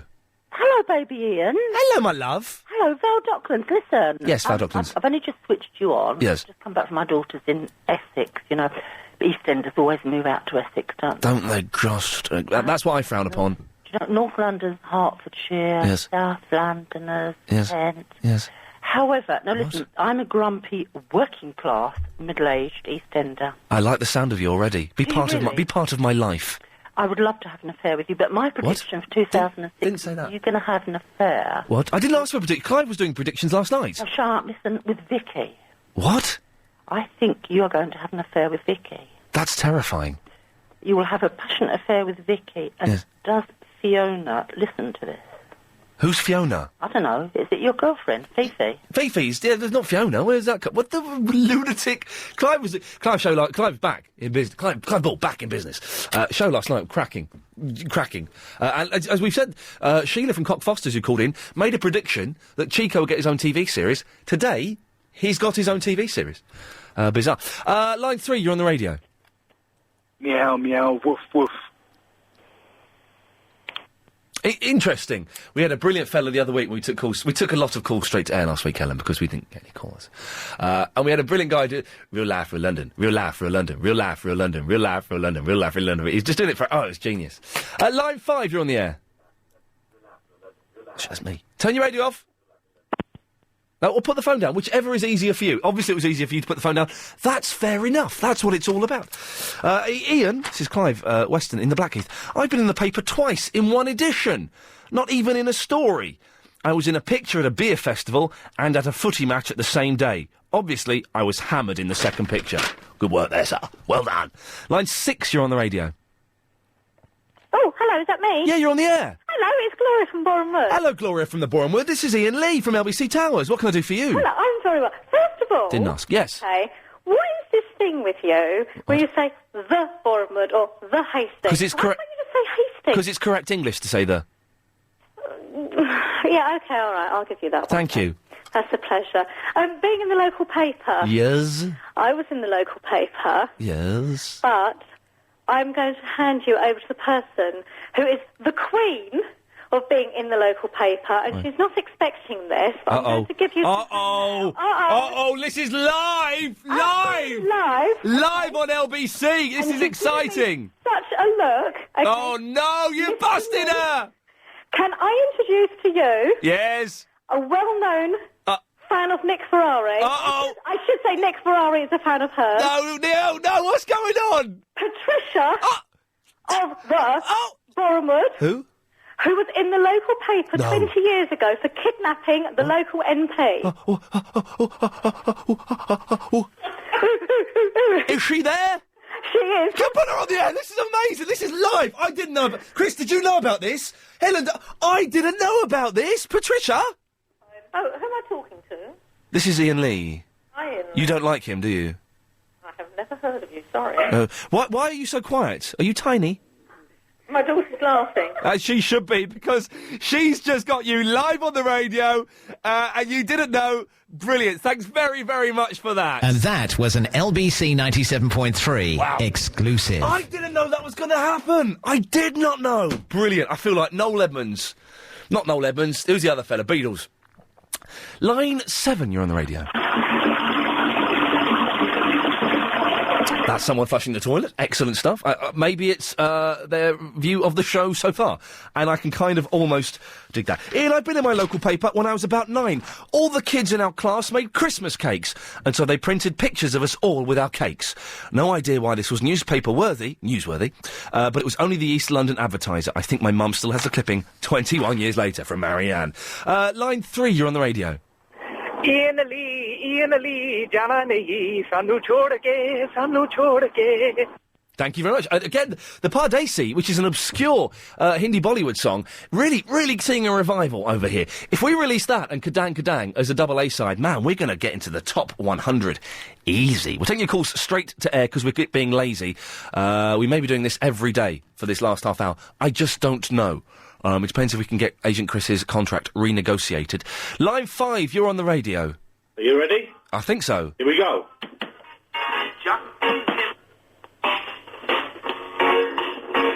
All right. There's a false start there, but we're in now. It's like some ragga thing.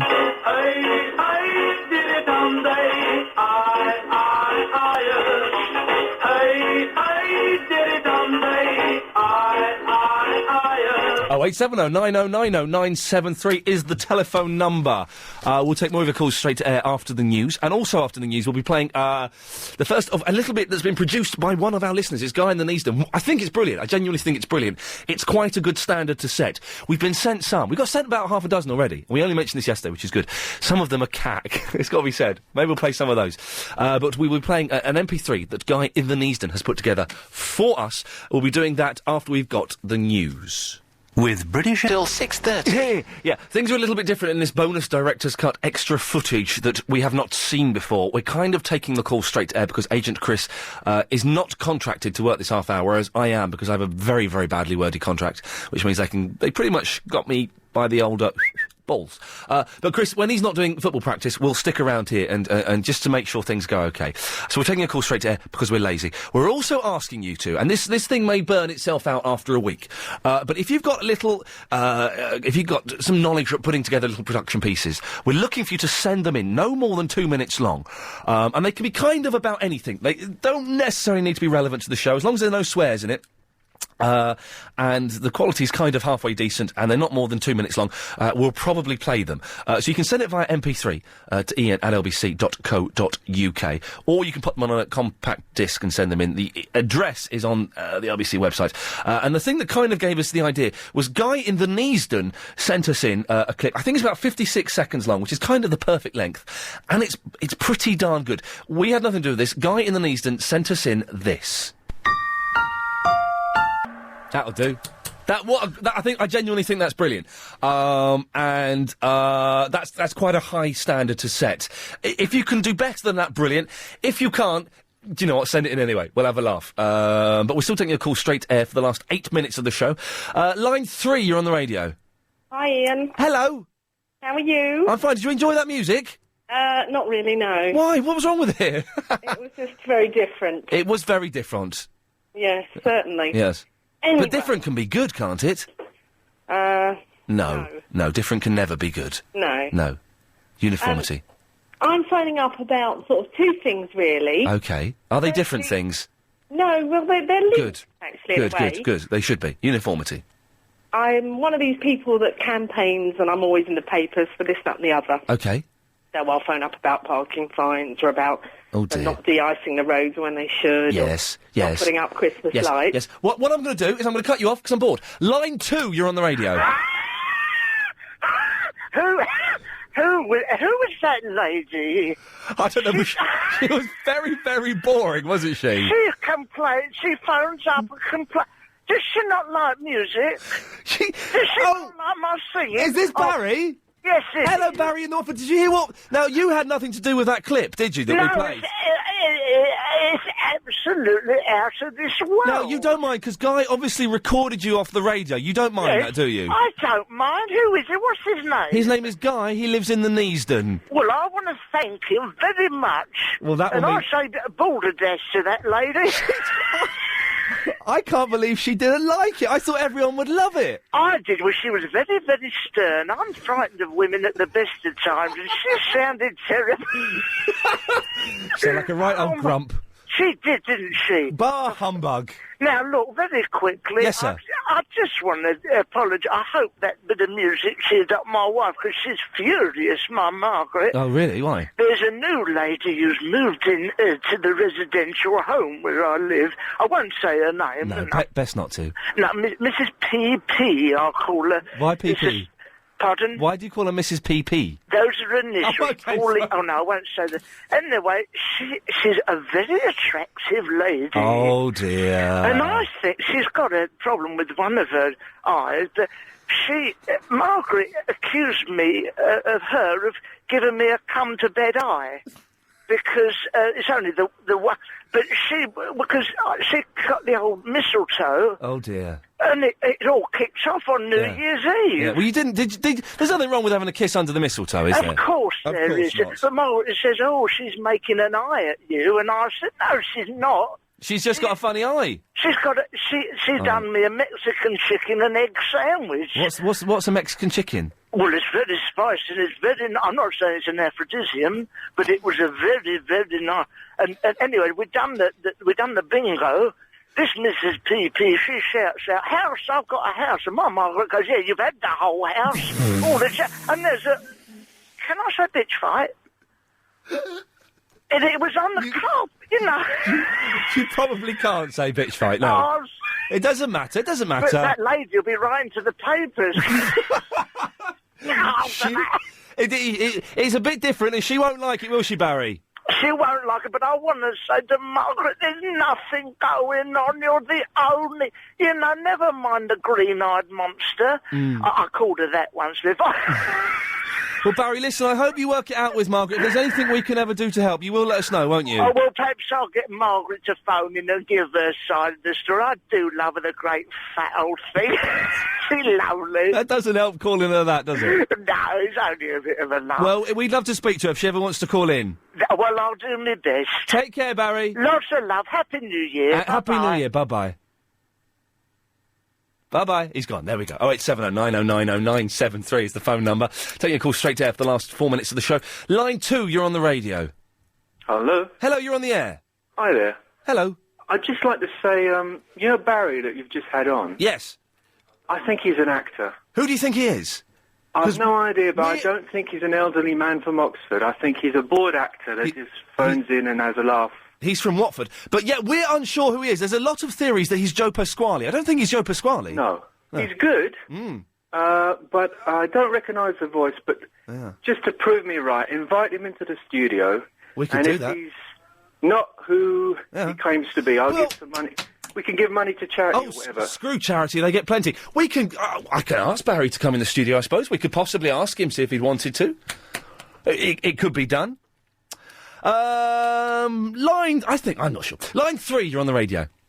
Yeah, and I think the name for your show should be the Iain Lee Wireless 3-hour show with an extra 17-ish%. Thanks, bye. Thank you, bye-bye. It's an idea.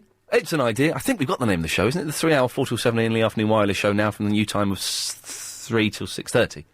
Or something like that. Oh, dear. Line 3, you're on the radio. Hello? Hello, you're on the air. Oh, hiya, you alright? Yeah, fine, how's it going, man? Cool, thanks. Nice. I called up, for a couple of things. One of them was Lost. Yeah. I saw you last night on Lost. No, I've not seen this. This was one of those talking head things, talking about Lost. Any good or a load of rubbish? It was alright. It was 5 minutes long, and they were playing it in between each. Oh, were they? Thing. It was that's a bit annoying. weird. Yeah. But it's getting good, isn't it? I'm on episode 9 of series 2. Whoa, are you? Yeah. Oh, whoa, indeed, my young friend. Yeah. Whereabouts are you in the real world of Lost on Channel 4?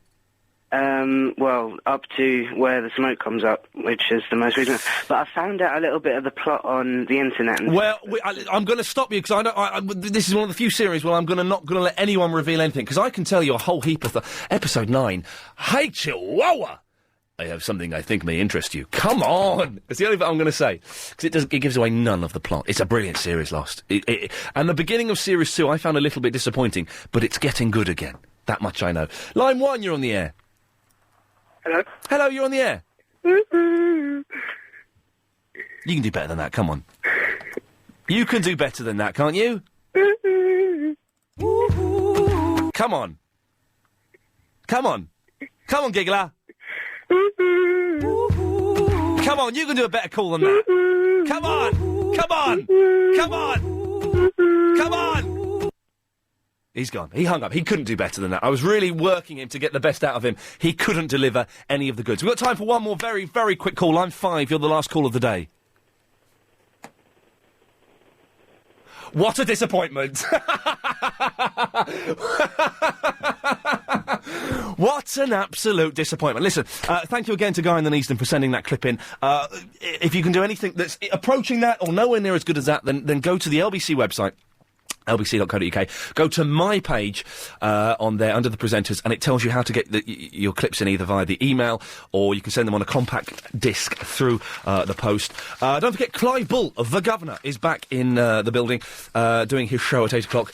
7 o'clock, it's the big quiz. Ooh, spooky. But next, it's the shortened nightly news with Sandy Waugh. I'll see you tomorrow at 3. This show is